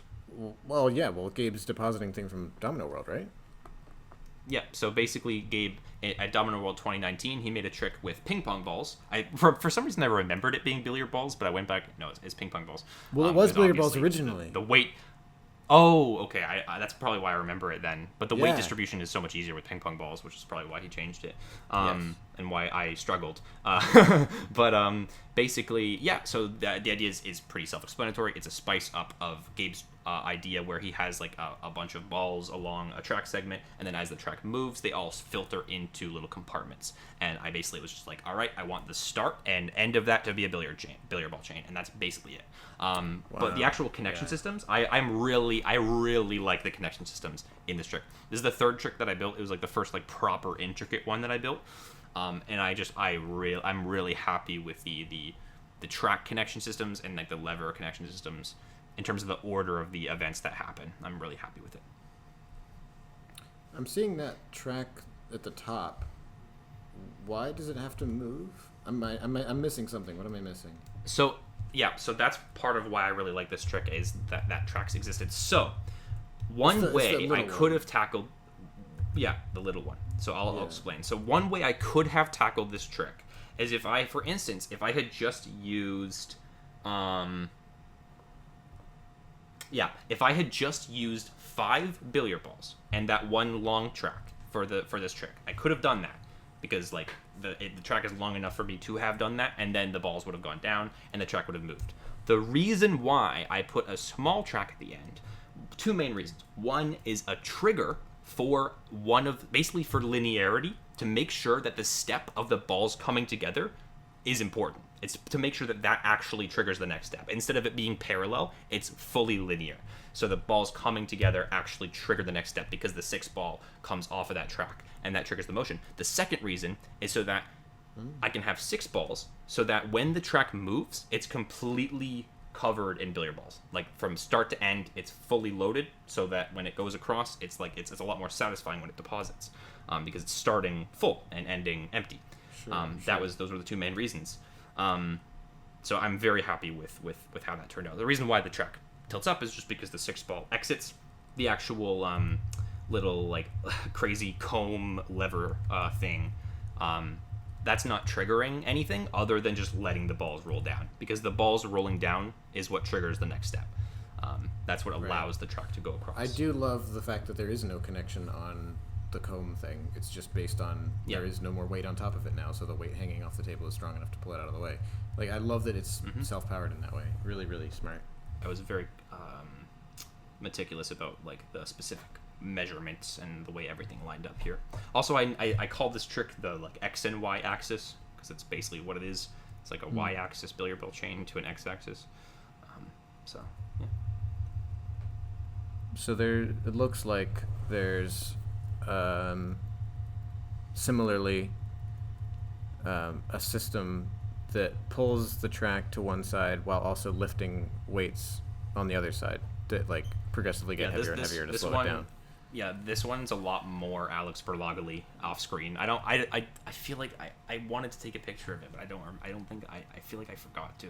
But it's very, just imagine a lot of like horribly taped dominoes and like weird weights and magnets and stuff like that like just make for the perfect weight, and that are all attached or on top of the like really ugly looking Tricks Tracks blocks that I like never use because I never have a reason to build super high, which is the only reason I would ever use them. But it took a long time because so the speed is also important here too, because it's like as the balls roll down, they're rolling at a certain speed, and you need the speed of the moving track to match certain deposit points. So it can't move faster at the end than it does at the beginning or whatever, unless you were okay with. And there's no editing. Spaced. There's no editing adjustment to the actual movement of the track as well. That's real life. There is a little bit of slowing down for the initial billiard ball chain and the lift up of the thing, because that connection system happens quick. But the actual track itself, like I wanted that motion to be like as smooth as possible, so it had to happen in IRL. Yeah, and this was the best take. Also, there are put no a couple actual fun facts in the description. Well, the other thing, there are no actual mechanisms to like grab the ball off the track and force it into a certain place. Like it's based entirely on the natural speed at which they roll off the track. Almost. There are barriers. If it moved slower, it would still work. Yeah. Oh, okay, I guess. Because that metal barrier is there. That's what makes it work. The metal barrier. Oh, the barrier. Yeah, that's true. But still, like you've decided not to do it that way, because that would be the other way to do it, is to just make it slower than needed, and then like it just kind of, the second one just kind of rolls around the first one until it's able to find a slot, and then the second one, like all the balls are just like pressing against it constantly, and then it keeps going until it like has the room to make a new slot or whatever. Whereas here you've done it more timing based, where literally once the ball reaches the end of the track, it's in its position, it's at the right place already. The timing is so satisfying. It's crazy good. Exactly. So that was very intentional. That one of the I was about to mention a fun fact, which I put in the description with some machines, a tiny bit of machine stats, because I don't go that in depth. But this trick, I went full on Sergei Balot G with this trick, in a sense that I got 9 working takes in total before I ended up choosing one, which I think ended up being take 3. But like there was the track moved sometimes at like ran at different speeds. The billiard balls went at different times. There was like some shakiness sometimes. I don't know. There was so many things. It's all free moving objects, so it's just like there's so many ways it can react. Jeez. And I love the fact that it's all entirely linear. There's no connections. Except for one moment when the track hits the ball, and then, but by the time that happens, all the billiard balls have stopped moving, so it doesn't really appear parallel, but technically that is parallel. But yeah, I'm very happy with the final way that looks. Are you ready to go into the next one? The thumbnail. Ready. Let's go. Yeah, that's right. This is the other trick that's in my top 2 favorites, and it's mostly just because there's a few reasons, but it's mostly just because of the take that I got, and it's just the best overall representation of the artistic intent of this video, which is like this trick is very heavy on shape and pattern. It's like and synchronization. It's like that is the focal point. You're using a domino rally as the trigger. That's so great. Yeah, I was about to mention that. That's another reason I really like this trick is... Oh, and also, if you're wondering why there's a weird rod length, that suspicious black rod, that's also the same width as those metal rods.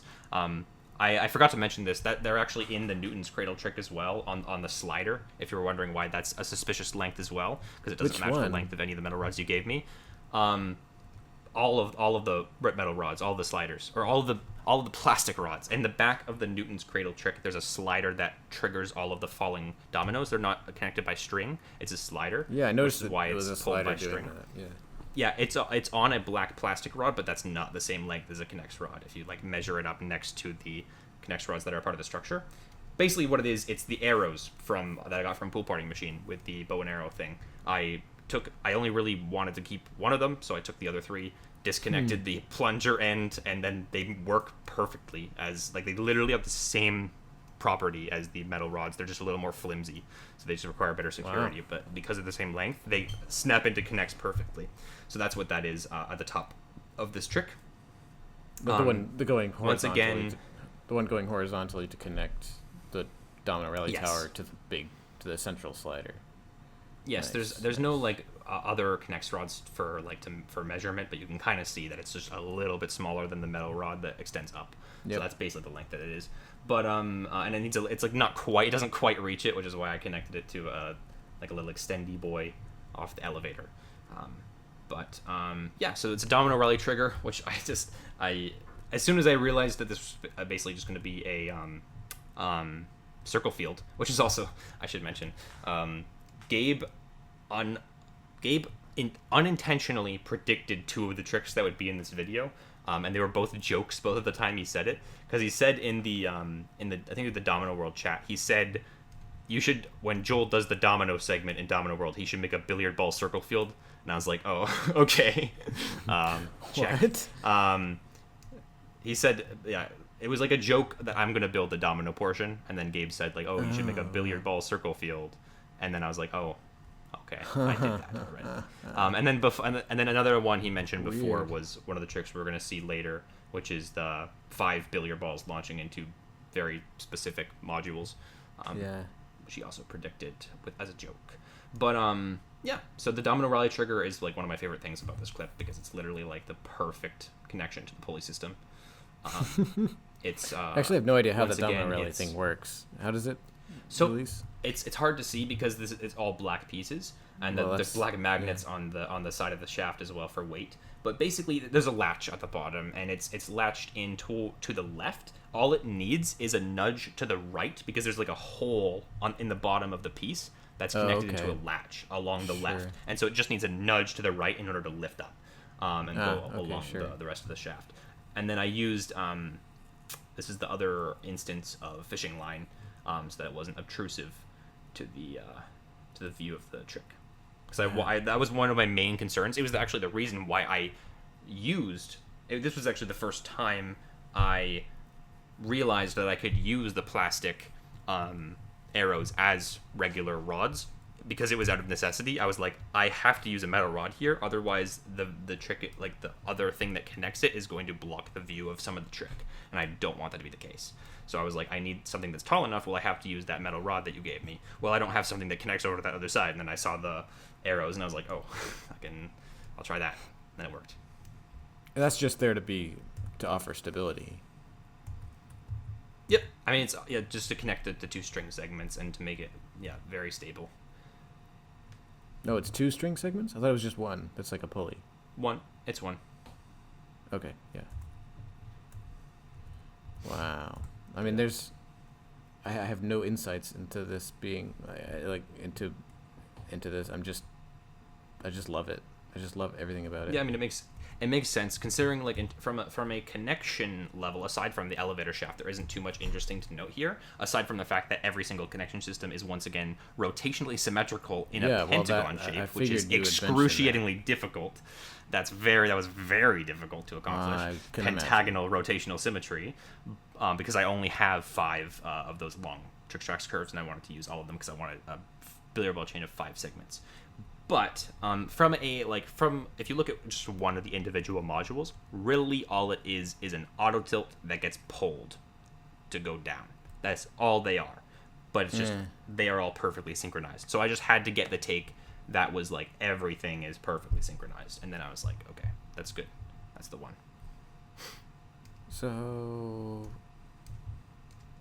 they're just like little hot glue dots that prevent the other ones from going, but the yellow one goes automatically because there isn't anything stopping it.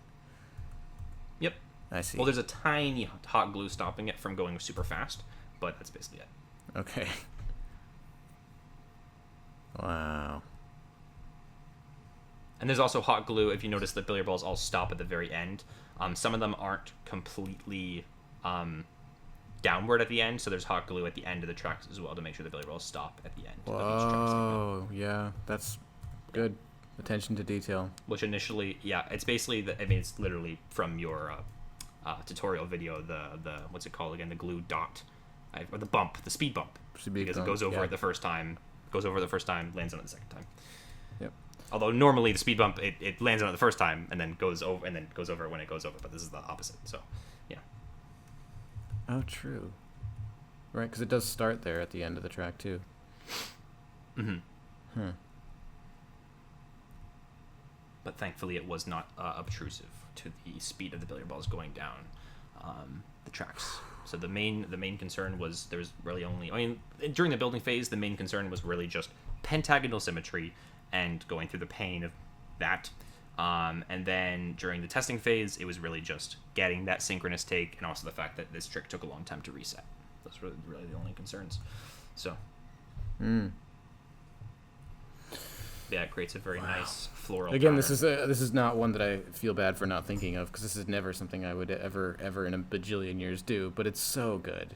So this is an example of a trick. This.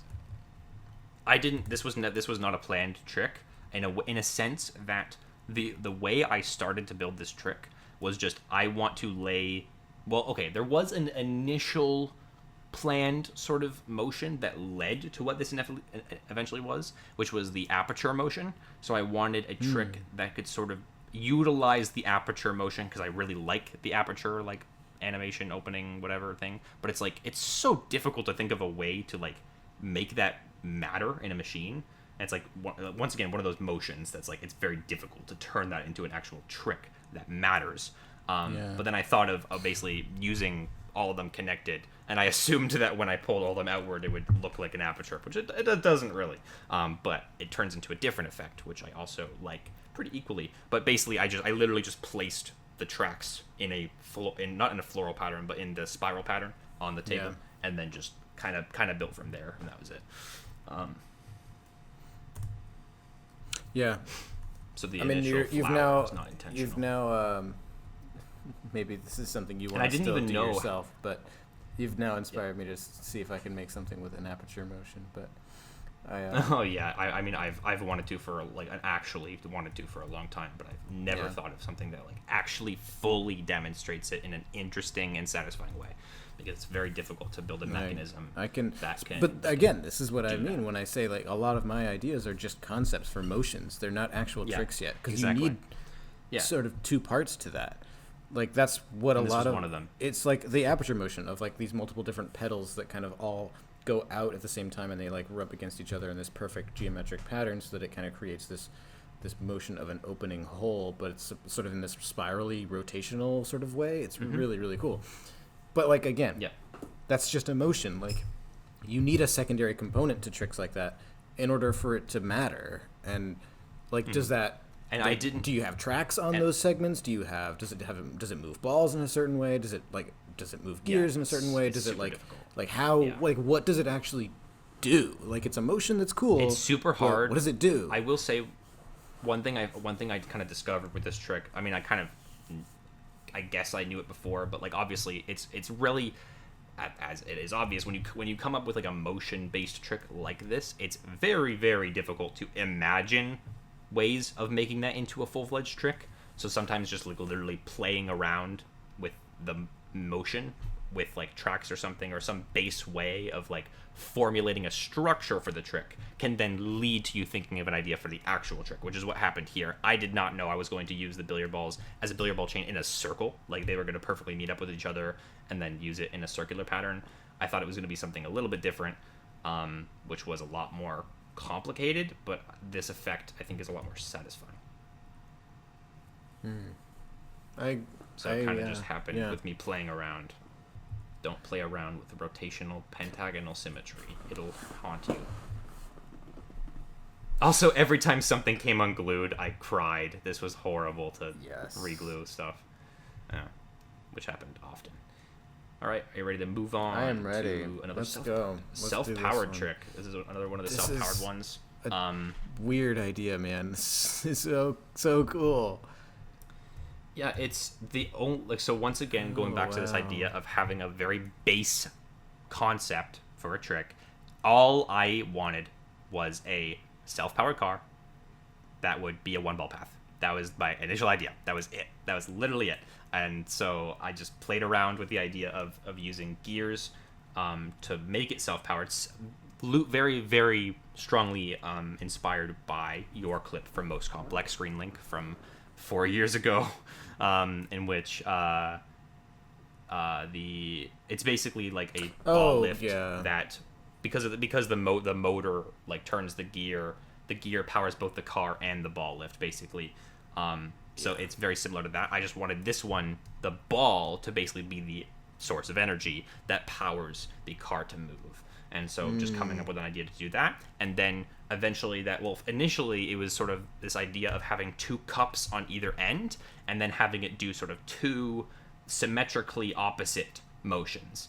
And then I realized that didn't really look super good, and it didn't really make the car turn in a consistent or satisfying way. And so I eventually came to the idea of, basically loosely inspired by my Reactica trick from Reactica 2020, with the Ferris wheel and the cups, utilize, instead of like the cups powering the path of the ball powers the path of the cup structure.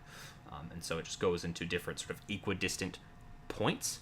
The reason the car is able to go to specific points, I mean, there's a few reasons, but one of the reasons it has friction along those rods, even though it's just pulleys on the rods. Normally it would bands. Not have it.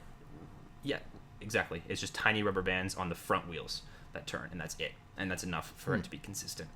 And line up with the stoppers on the bottom, which are like, there's 2 sort of parallel modules that happen with each iteration here.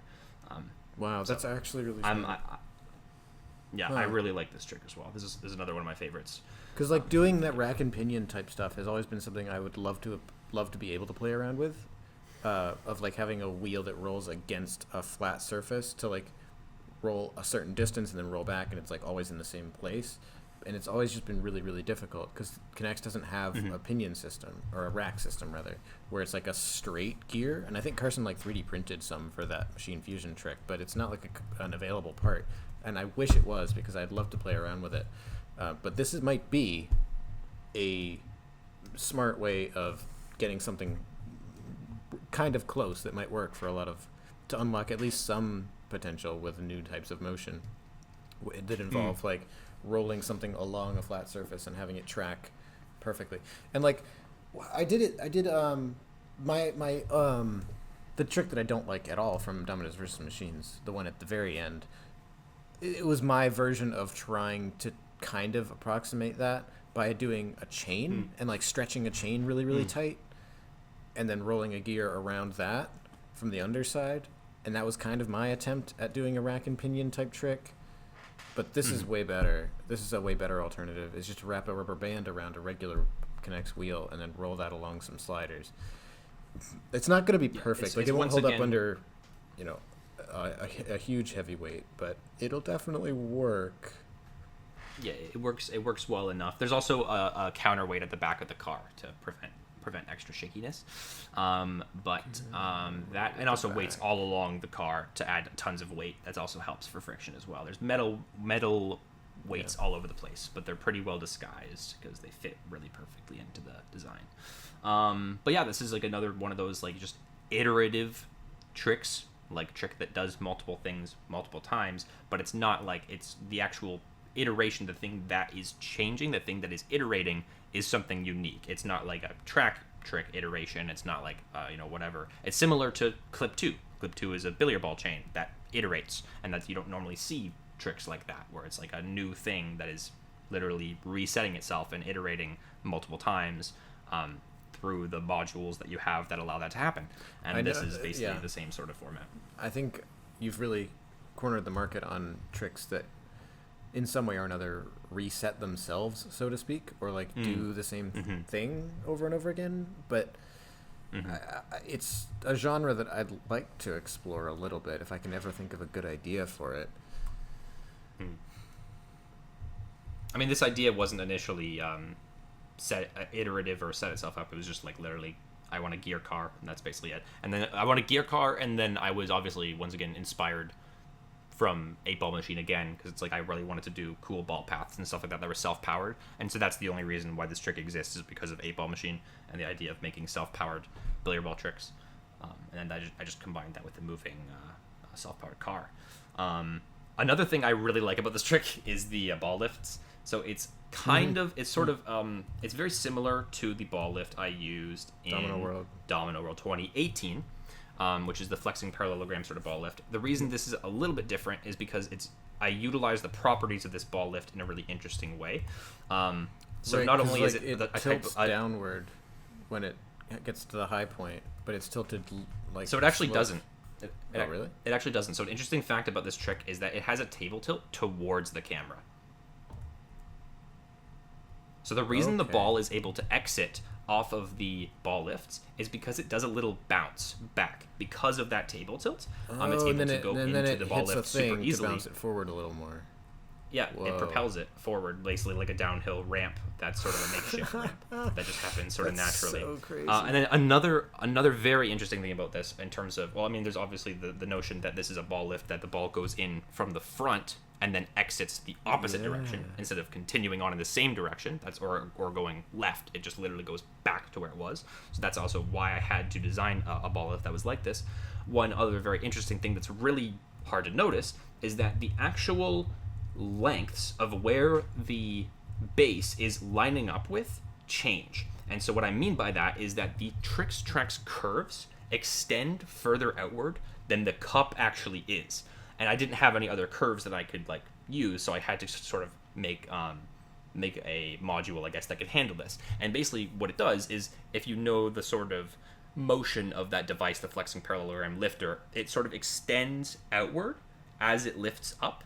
So in its sort of flat position, completely in the middle, it's the most extended outward that it is. Yeah. This goes from being fully down to being in sort of a diagonal position. So it's a little more extended outward once it reaches the final position that I set for it. Because normally it would lift up further, but I made sure that it would just stop in that exact position. So it goes a little bit forward as well. It's not just going in the opposite direction. It's actually changing the location a little bit as well. I'm sorry, I've been rambling on this for a very long time. I'm very proud of this mechanism. This is my favorite thing. No, this is also So if you're this is also if you go to the midpoint, imagine the midpoint where it's perfectly parallel to the table. There's more rotation downward than there is upward, which gives it a little bit more of an extension, towards the back of the table, because it doesn't rotate that far. And the table tilt was another solution for that as well, because when it pushes that ball forward, it's going to keep in that position unless there's something pushing it in the other way, which there couldn't really be. So I had to use table tilt to make up for that difference, to make sure that it stayed on the end of the ball lift the entire time. This is also the when I built one of these modules the wrong way. Flexing cross thing, right? Yeah. Yeah. So maybe I'll I don't know if I think I have a video of it. Maybe I'll post it on Instagram as well, with the behind the scenes of the stuff that I'm going to post. But basically, I made this weird flexing cross catapult that's basically one of these tricks, but it's just a flexing cross instead of a flexing parallelogram. And so the thing just flips over the other direction, so I just built it wrong by accident. But it resulted in a really cool motion, so I'll probably use it one day. Probably in my one ball path video, actually. That's what I'm planning to use it in, so that'll be cool. Ooh. The real one, not the fake one. Huh. Wow. I love the creative transition here as well. Oh yeah, once again, lots of fun transitions, either aesthetically pleasing or auditorially pleasing, like the staircase, the Domino Rally staircase again from 11 Inventions 4. That was the only other time I think I used that transition. But yeah. I totally forgot about this clip. This next one, I totally forgot about this one. Yeah, so this is the other one that Gabe predicted by accident, because I mean it's basically the same concept somewhat. There's one fundamental difference in the concept between this clip and Gabe's hammer billiard ball launcher, where he launches 4 balls simultaneously, or I think it was 4, it might have been 5, I think it was 4 balls simultaneously into capsules, and then places them into a billiard ball chain. This is very, very different in terms of the approach, but in terms of the concept, the main fundamental difference is I wanted a wave pattern to naturally occur from the intermittent effect that happens from a billiard ball chain. So I wanted a set of self-powered modules that essentially would each launch the ball into the air, like the simple one complete module just launches it into the air, catches it, erases all of its speed and momentum, and then places it in. But with the billiard ball chain that allows all the balls to drop in, it creates a very natural and satisfying wave effect that looks very, very cool. This is really, really, really smooth. Everything about this is really smooth. Very. I got so lucky with this take. This is the fact that this is the one main. I think I got 2 working takes of this. This was the second one I got. I'm like, oh my god, that is buttery smooth.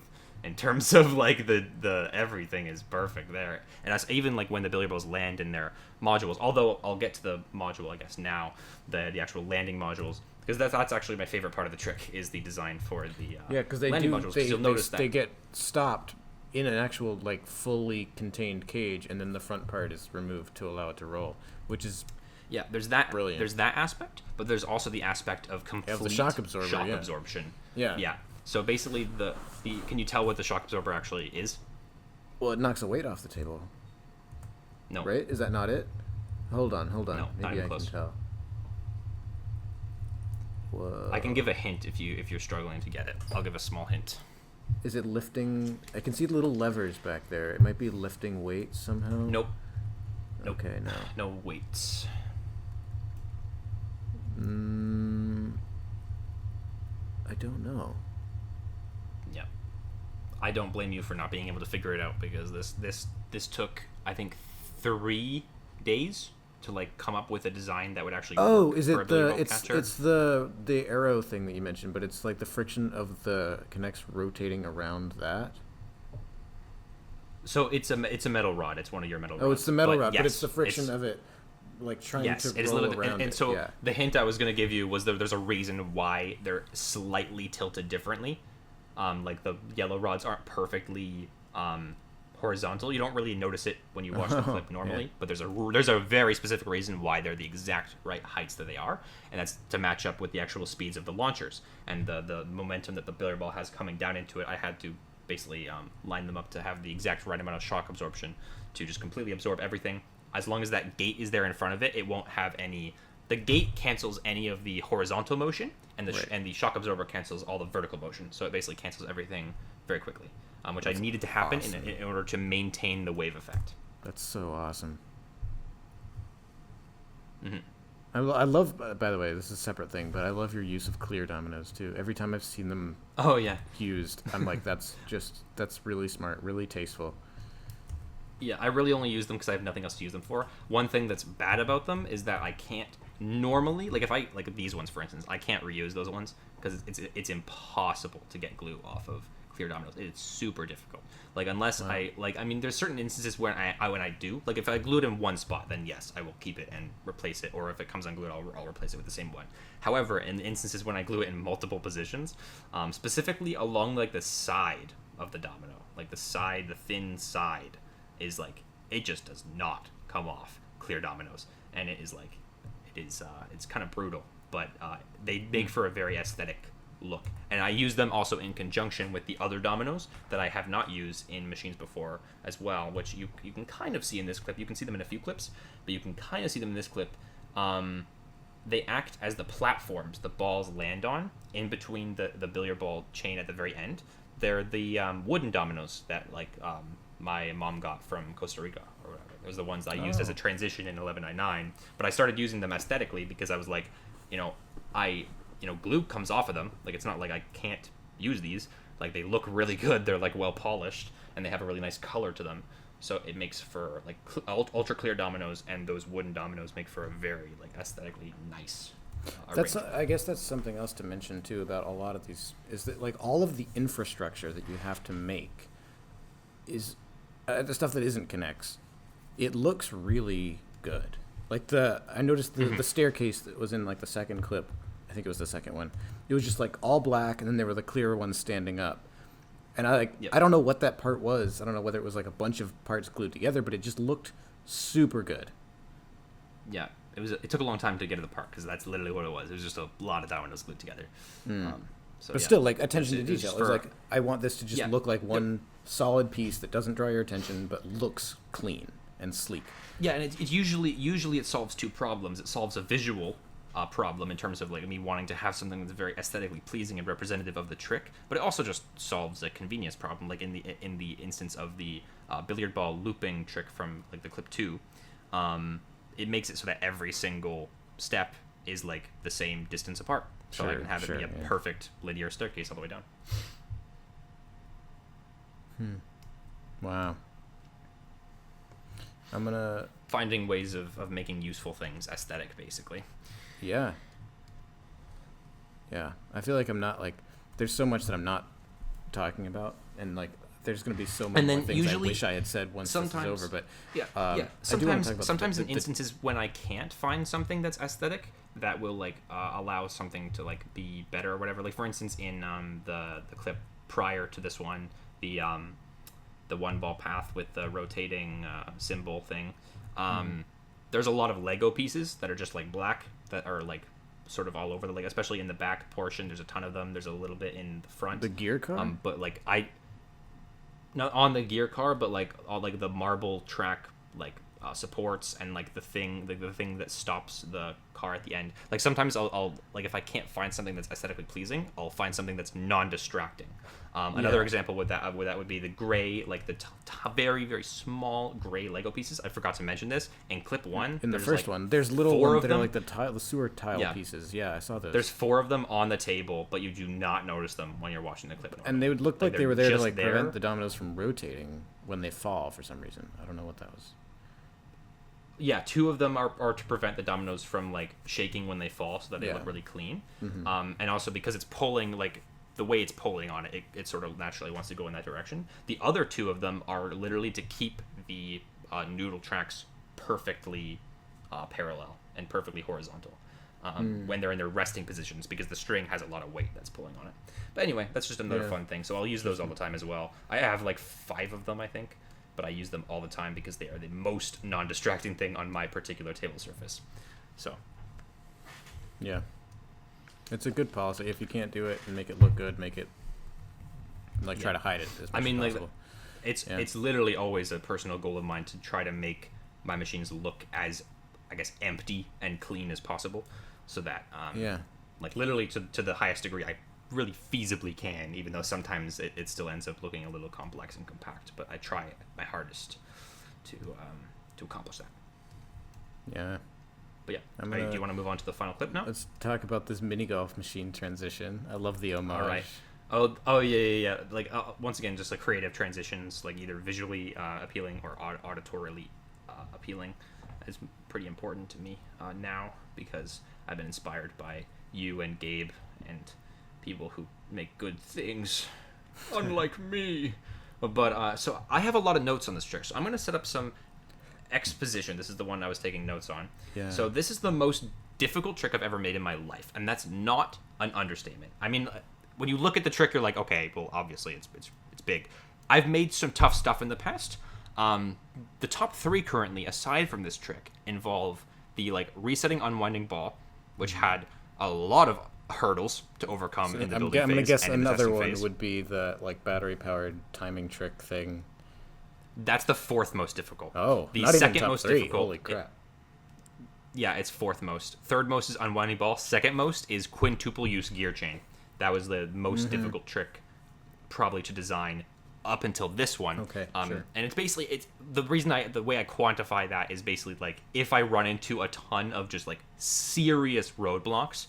But it's not, well, there's a portion, like if it's super unreliable during the testing phase, that obviously applies to it. If things come unglued all the time, there's that element. But most importantly, during the building phase, if there's just a ton of roadblocks. I call them like roadblocks. Basically, like, so everyone runs into roadblocks when they make like machine tricks, like just in terms of like thinking of the next thing to do. What I particularly mean by roadblock is something that is like, you have no feasible idea of how you could possibly do that. And so it takes a lot of iterations to actually So, make that some possible. But fundamental design problem that you hadn't anticipated. Yeah, that comes we'll go up, and then into it's like, multiple oh, of those. I did not see that coming, or I did not think that would happen, or I did not... Exactly. And then I've built so much, and I've boxed myself in so much, that, literally, how do I solve that? I will give you 3 examples from the past, from those other tricks that I mentioned. The motor-powered zipline trick, the roadblock was the fact that the motor decreases in speed over time. I was like, how am I going to deal with that? The roadblock from Unwinding Ball, the main roadblock, there was a couple in terms of, how am I going to do 2 connection systems at once, which I ended up solving with diagonal string pulls. But the main one was this notion of how am I going to get a free-form unwinding ball to land perfectly in a capsule, all while something is flipping up at the same time, all while I have no space in the trick to put anything around because it's a 3D pendulum. And then the quintuple use gears, it was the idea of how am I going to make free-form gears fall perfectly into a gear chain and then filter into modules that are directly underneath them, even though the spacing doesn't really account for that very easily. So those are some examples, but we'll get into some with this trick, but I'll set up a little bit of extra exposition. I thought of this trick 2 years ago. So basically, after a conversation from a previous 11 Inventions, from the other 11 Inventions making connection we've done, we mentioned, or you mentioned, this notion that I do resetting tricks a lot.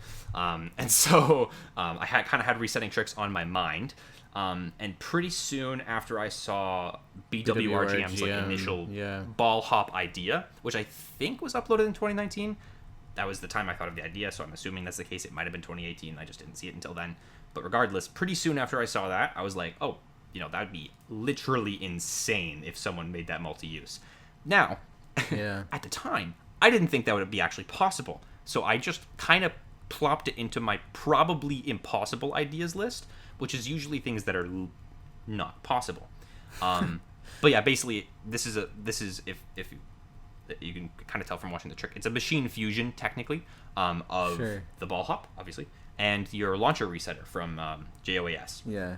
So those are the 2 main combinations that I had to utilize to make this possible. So I had initially planned this for 11 Inventions 10. Launching tricks back in 2019. Yeah. But when that video idea completely fell through, it ended up getting tossed aside because, once again, I had no idea that this was something I could feasibly do. I did some early tests in 2019 of trying different ways to reset launchers because I didn't have 4 of the same hammer. I had one, my dad has 2 hammers and they're different. So I'm like, I can't do this with one hammer, and I can't find other things that will reset launchers. Oh my god, imagine doing it with one hammer. That would be cool. I thought of that. Literally, I considered that at one point. And doing this sawtooth thing where it would it would slide along and then raise. You literally can't fall. do it. Oh, with spacing, you literally just can't do it. It's it's not possible. But basically, once I knew I was doing billiard ball tricks for this video, I re-added the idea to my new idea list, even though once again it was still in the probably impossible tier. But it was just to have a third idea to think of. Obviously the ones that inspired me to do the video, like I mentioned before, was clips 1 and 3. But this was just sort of it's a billiard ball idea, and another one ball path, self-powered type of thing. So I was like, it would be insane if I managed to actually do it. So basically, this was the last thing I built. I got to the point where I had every single clip done in 11 out of 10, except for clip 10, and as I mentioned before, I really wanted this to be something sort of a spectacle, something spectacular, because it's, clip 10, 11 out of 10, you get the deal. But after thinking it through, I tested, basically, I thought it through again, I sort of revised my way of perceiving this trick and sort of thought of it one module at a time. Another big issue was I had no clue how I was going to do a pathing system for this because there's 5 separate sequences of 4 modules that need to happen, and that's extremely difficult to work with in your mind when you don't know how it's going to look as well. But basically, I tested the launcher reset with one of my dad's hammers, basically the same hammer end, but it was one of the wooden ones that you have, I think Gabe has, and it worked. And I was it worked pretty consistently, so I was like, okay, I'm going to try it.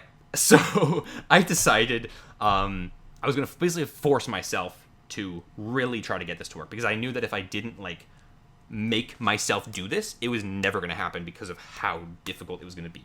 So basically, I went out and bought 4 of like the cheapest hammers at Home Depot that also like just looked pretty good in my opinion. Surprisingly, the most expensive hammers there were the ones that looked the ugliest. Like they just looked terrible.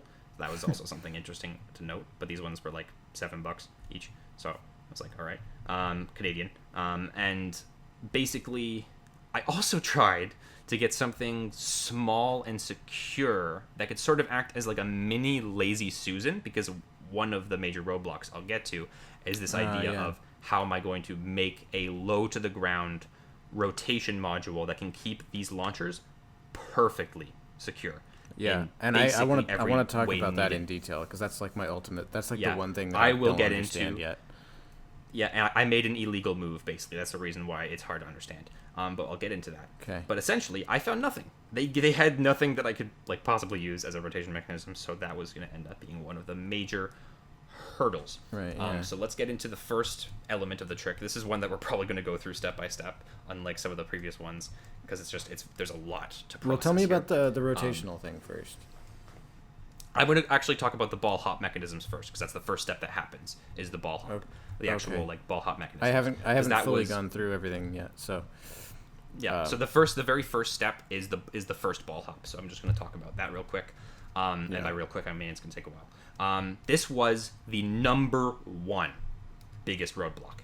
This module took 5 full days of revisions to get to work, to get a design that worked consistently and did what I needed to do. And basically, over the course of time, I initially thought, like, okay, I just need the billiard balls to sort of land in, and then just, like, have, like, I could have, like, a domino that falls over and launch it or whatever, and it'll probably work sometimes. No, not possible. It doesn't work at all with a domino, because it literally launches it instantly. If you just have a domino coming out of it, doesn't matter how heavy that domino is, it's going to go immediately when it lands in that launcher. That was one of the biggest issues. I eventually came up with a design that had like a sort of a flipping lever thing that added this level of delay. But an issue I ran in with that, once again, I'll post these videos on Instagram so you have a better visualization of the different things I tried. Because I filmed my process of making this, basically. So you will see the ideas that I initially had. But basically, there was this flipping mechanism that once it landed in, it would flip a lever first and then trigger a domino to fall over. So it added a little bit of delay. This was the first thing I tried that worked.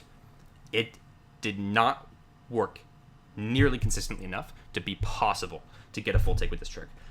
Once again, in this trick, I have 8 individual launches that need to happen perfectly. And the main issue with this design is that the billiard ball had to land in the launcher with full force. It had to land exactly in the middle of the launcher.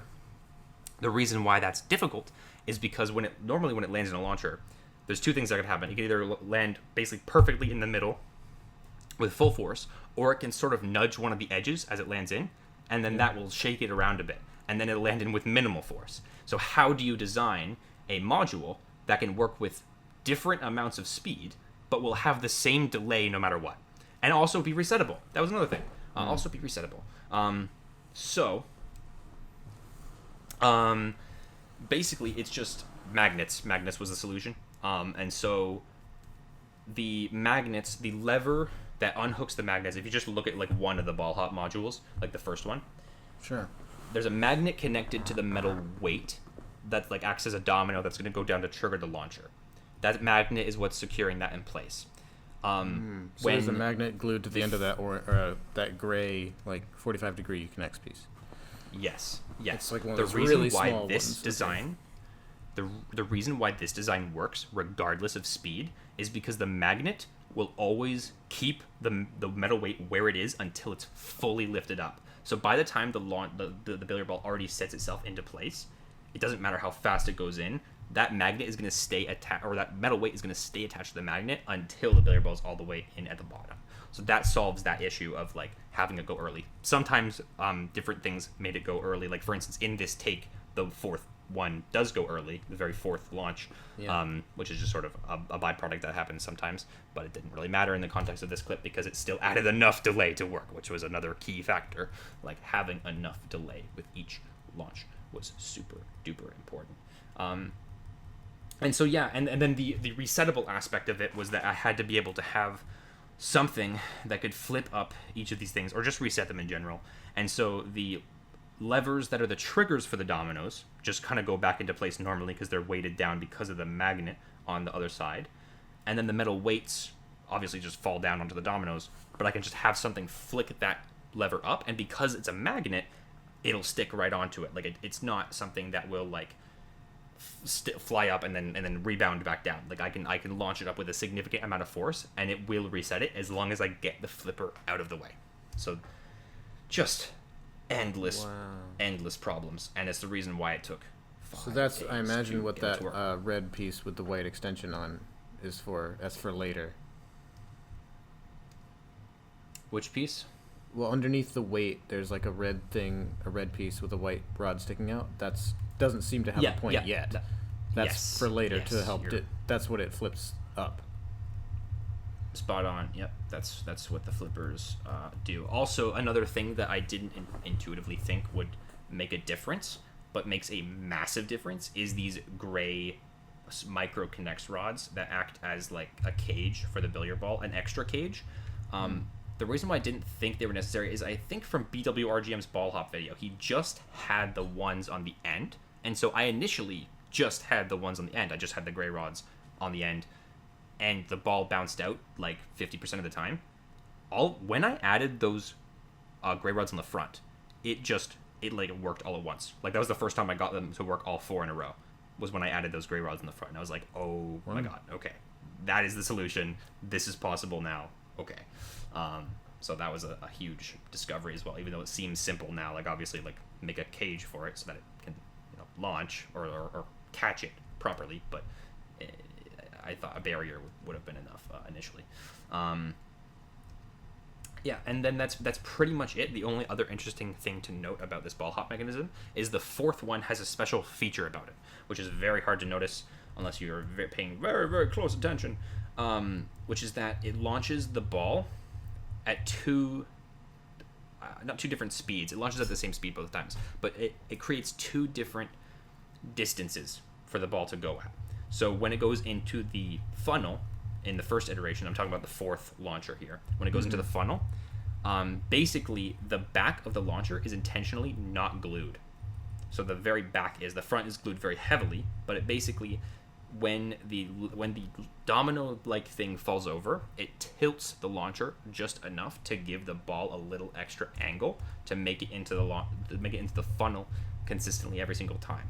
And when it rotates so you're saying the other way around, the back of the launcher, literally like where it's glued to the platform, you mean? Yeah, the back of the launcher is not glued. It's just the front. Wow. It's sort of like it tilts a little bit. It allows you to tilt it. And so when it rotates around, you can see a little, if you can kind of see it just in its initial position, the difference between the 4th one and the other 3 is that in the front of the launcher, basically the part with the launching, the side with the launching part on it, there's a little black connects micro piece and a little connector micro piece that are sticking off the end a little bit, that are just like a straight, you can barely notice it, but that when it flips around, it latches into like a little thing on the ground on the other side, and that makes it so that it can't lift up on the other side, because otherwise it would have too much distance. So it has to be the perfect amount of distance every single time. What on earth? Anyway, that took a long time to explain. That's ridiculous. Yeah, that was another roadblock. Was this idea of the launchers, with the funnels, with this funnel in particular, needing a different distance for the launcher to reach was another roadblock. I'll get to another roadblock that happened later, which involved one of the launchers that is one of the worst roadblock I've ever encountered in my life. Okay, so rotation mechanisms. Yes, the thing that you were excited to talk about. Hooray! Finally!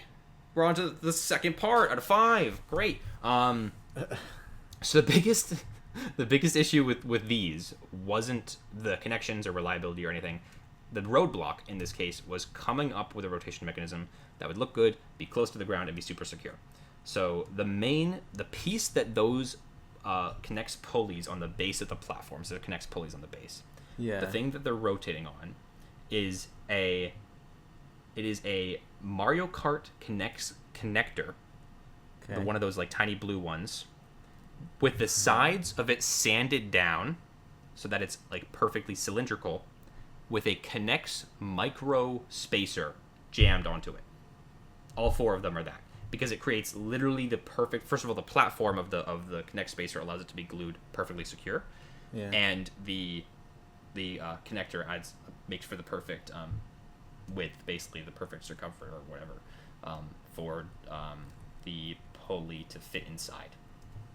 So it kills 2 birds with 1 stone. So it's an illegal connection. So that took forever to come up with as well. Initially, it was just the Mario Kart Connects connector, but it just like the rotations were too sloppy. Like it just was not consistent enough, and I needed something that would be like super. These rotations look buttery smooth.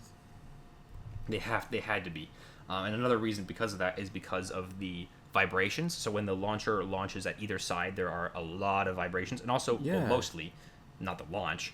When it lands in the launcher, it has the most amount of force. A ton of force. I imagine. And so, which is the reason why sometimes you see a bit of shakiness with the launcher.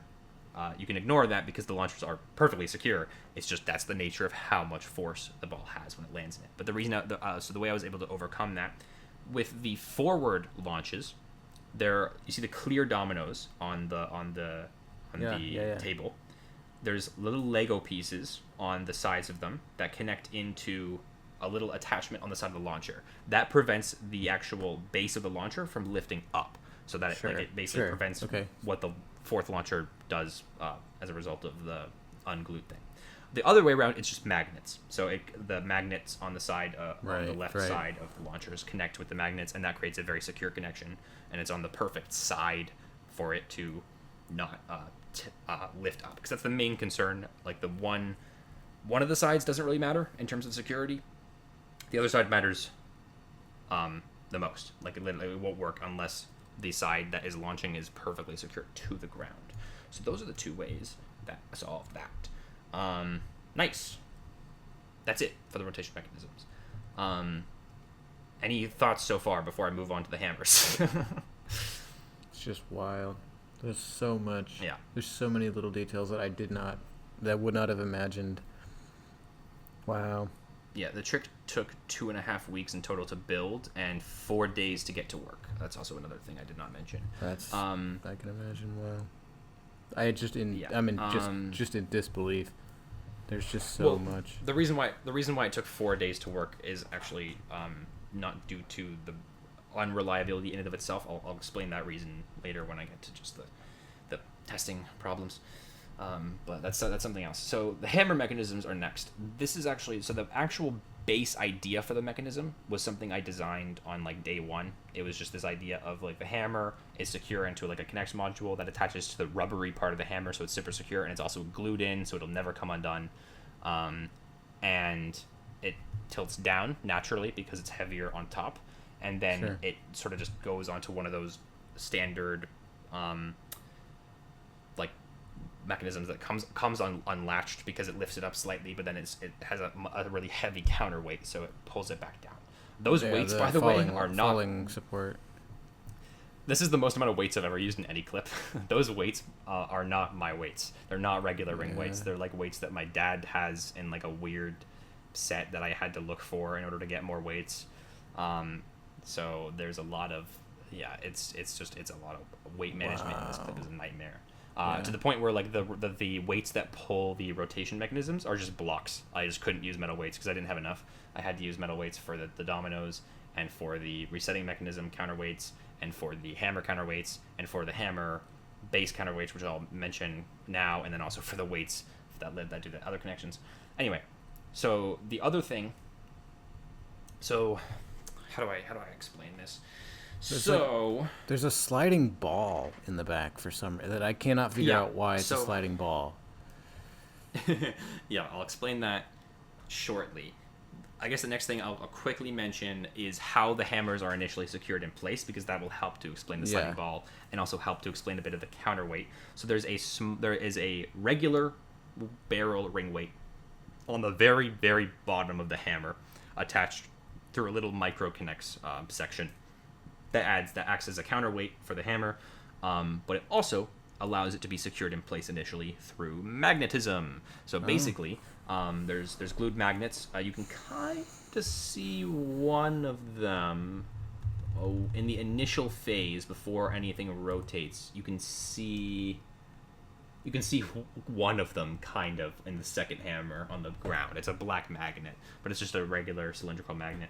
But what that allows for is it makes for a relatively easy hammer trigger, because that was another roadblock I ran into, was how am I going to trigger these hammers, in general? How am I going to hold them back? How am I going to trigger them? And how am I going to trigger them in a way that will be linear? Because I really wanted this sort of 1, 2, 3, 4 effect with the hammers going down. I didn't want them to all go at once. I was perfectly fine with the resetters going all at once because it's less of a step that people notice. But the hammers were really important to me visually. So I was like, I want them to be linear. And that's where the ball comes in, because the ball is what knocks the hammers towards the side. Now, why a ball? If you look closely, you can kind of see the ball goes through every single structure. There's a long metal rod, one of those metal rods you gave me.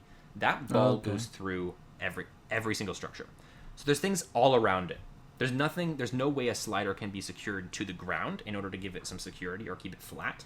It had to be something that would always trigger the hammer, regardless of which orientation it was in or whatever. And a ball was literally the perfect solution because it's always rounded on the corner.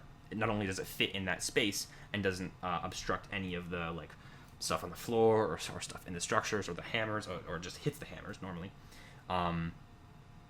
But it's able to nudge the hammers out of the way and trigger them with like just a heavy wrench that's pulling the ball to go along the segments. One interesting thing to note about that, aside from just the first 3 hammers, the first 3 hammers are just triggered by the ball basically going along them. The first hammer is actually triggered by a lever on the ground that you can't see. If you look at the alternate angle, if in the end, the first alternate angle, if you look at the first one, that shows the mechanism that triggers the hammers. So it's just a domino that falls over to the rotation. There's a little like triangle piece on the side.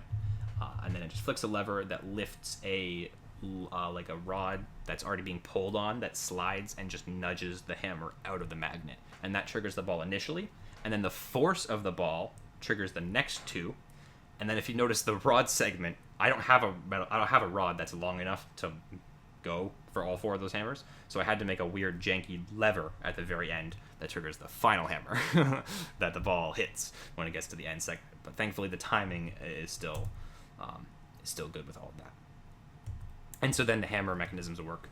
One of the issues I ran into in terms of getting the launchers to actually go down and reset, normally without anything leaning on the trigger for the launcher, if you just put a hammer down on a launcher, it'll reset no matter what. Like that'll work no matter what. I don't know if you have other experiences, because I know you did a launcher reset trick. I don't know what your experience with that was. Is there anything that went wrong that you can remember? That part was easy. I actually needed less weight to do it than I anticipated. Mm-hmm. Yeah, it doesn't require much because there's so much mass.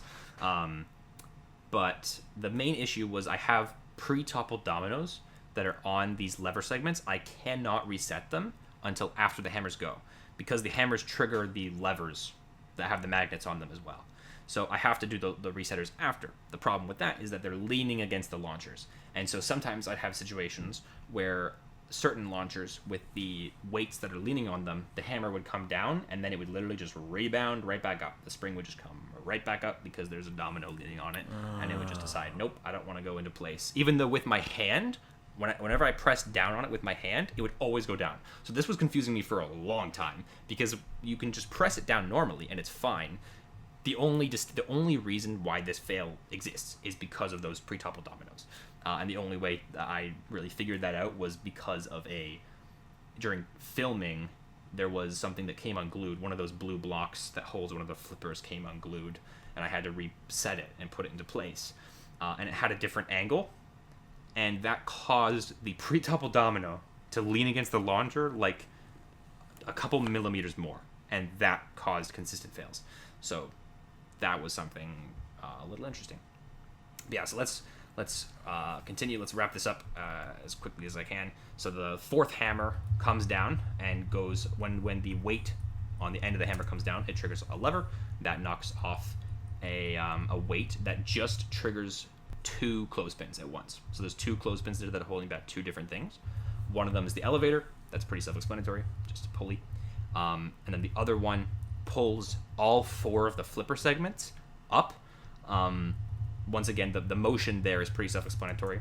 The main interesting, I guess, well, one thing that was very problematic is all 4 of those, the string tightness in between each of them had to be very specific, like oddly specific, and the actual security of the levers in terms of how straight they're going was very specific as well.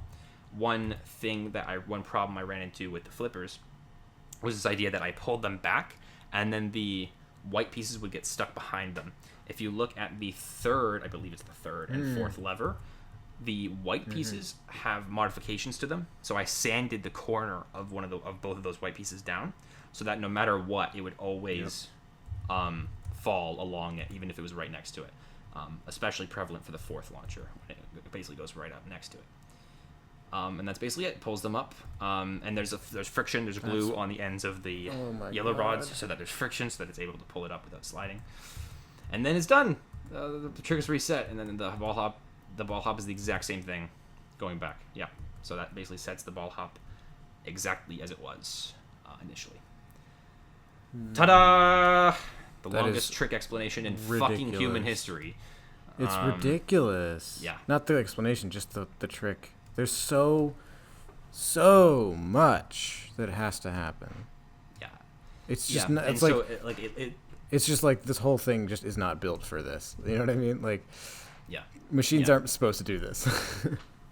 You're like, yeah. I mean that's what I said earlier of 5 separate sets of 4 modules that all have to fit together.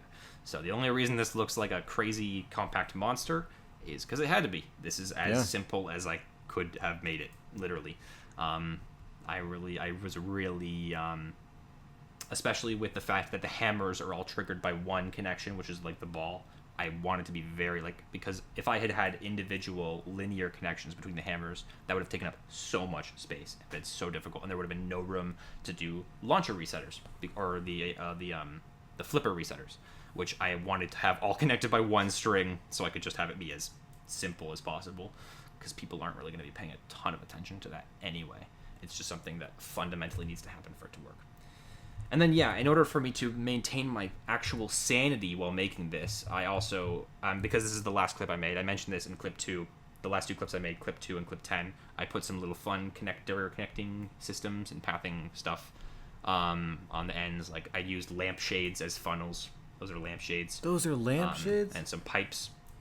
Oh. Also, something to mention about the first lampshade the ball lands in. There is a track pendulum at the end of the pipe that you can't see. It is literally a lock, like a metal lock. So that's another weight that's in this clip. It's amazing. Is a track pendulum. Yeah, so that keeps it at a consistent speed every time it exits. And there's a slight tilt on the track as well to make sure it always goes into the elevator. And then I use those cute blue rods. Initially, that clear ball that rolls down to trigger the rotations was a red Epco ball, but then I ran into failed string testing that just made that impossible. Just not heavy enough? I guess I'll very, very, very briefly go over problems I ran into during filming. I'll just be very brief about it. Basically, day 1 of filming, the second hammer stopped working out of nowhere, literally out of nowhere. It just never worked. It went from working to just never working again. Until I fixed it later when I realized that it was because one of those blue blocks came unglued, as I mentioned earlier, which made the domino lean on the lever more. Day 2, one of the launchers actually stopped launching consistently. I don't know if you've ever had this happen before where the launchers wear down over time. I thought that within the span of time I was going to make this trick, 2 weeks, that wasn't going to happen, but it happened. The third launcher literally broke down, basically. It stopped launching far. It had a weak launch, and that stayed pretty consistent. And so I tried fixing that by adding the little thing that I have on the 4th track where the thing's not glued, whatever. But that'll come up in day 4. But day 3, the flipper resetters broke. I just had to add adjustments. It was annoying, but whatever. Day 4, the launcher from day 2 straight up never worked. It's just even with my adjustments from day 2, it just stopped working. So I had to replace that launcher in the machine. The third launcher in the machine is not the launcher it started off as. It used to be a super consistent launcher. The second and third one were the most consistent ones I had, and then it just broke. And so I had to replace it with the only extra one I had, which I was worried wasn't going to work because it has a bit of a squeaky release. Anyway, I'm done. That's it. I'm done talking about this I'm for the rest of my life. exhausted. Wow. There we go. I'm, imagine how I feel. I've been talking about this for the past fucking hour. Yeah. So I apologize. I can imagine that you are worn out. Well, I mean, I'm not. So this is let's all just interesting to me, but just describing Yeah. it is just I am experiencing your a 1 nano fraction of your pain. And Yeah, I'm I mean, exhausted, it's just a little. Yeah, I mean, it's just a little boring because it's all just technical speak. I guess I can mention one very quick, cute thing that's very artistic. This trick is another one of the rotationally symmetrical ones. So the tracks that go into each segment are rotationally symmetrical. So it does the same path in both directions. So that's an interesting sort of artistic thing I can mention. Yeah. So that's cool. Anyway, that's 1 second of artistic mention and an hour of technical speak. Anyway, let's go to the last clip. Well, the technical stuff is important. Yeah. Yeah, it's important in the context of a clip like this because it's just if I do something that seems impossible, I feel like I have to explain how I did something that seems impossible. So yeah, when you encounter so much pain in a single trick, it's just that's 2.5 weeks of basically work. So that's why it took so long to explain. So the final clip is nice. This is crazy. Nice and simple, nice and satisfying. It's a rubber band powered system. How does it keep moving after it unwinds? Does it come undone? The rubber band disconnects. It disconnects. Okay. Wow. The connects piece doesn't, but the rubber band does. Right, because it slacks, so it just falls off. Yeah, that makes sense. Yeah, just gravity. Yeah. Wow, the timing on this and is sometimes, so perfect. Wow. Yeah, I made sure to get a take where the timing was spot on for both the main take and the alternate angle. The actual that's awesome. There were a couple fails, like you mentioned, of the rubber band getting caught, so it didn't actually follow the rule of gravity. Mm-hmm. But most of the time it worked fine. It was just an issue with getting the timing to be perfect. But yeah, just a nice simple another ball path. Also, I guess interesting thing to note: clip 10 uses the 10 ball, clip 11 uses the 11 ball. Just cute things like that. And yeah, just a very nice way to just stop this video right now as the billiard ball lands in that final lever. Just put an end to it. Put an end to my misery. But in terms of I don't know, reaching into the boundaries of artistic intention, but also on a technical level, it's just we reach both extremes. Oh yeah. So, yeah. All right. Thanks for watching this episode of Making Connections. As always, if you'd like to watch this episode from the beginning, you can find it in your subscriptions feed or on my channel page for around the next week. After that, the only way to find it is in the Making Connections playlist. The link for that is in the description. Or if you're okay with an audio-only version, Making Connections is now on Apple Podcasts, Google Podcasts, and other podcast platforms. You can go to anchor.fm/makingconnections for more info. Thank you again to the Invention 11 for joining me on the show today. If you liked this episode, leave a comment down below telling me what you thought, and subscribe to my channel so you don't miss the next episode. That's it for me. I'm Jack of All Space 98. I hope you enjoyed the show, and I'll see you in the next episode of Making Connections.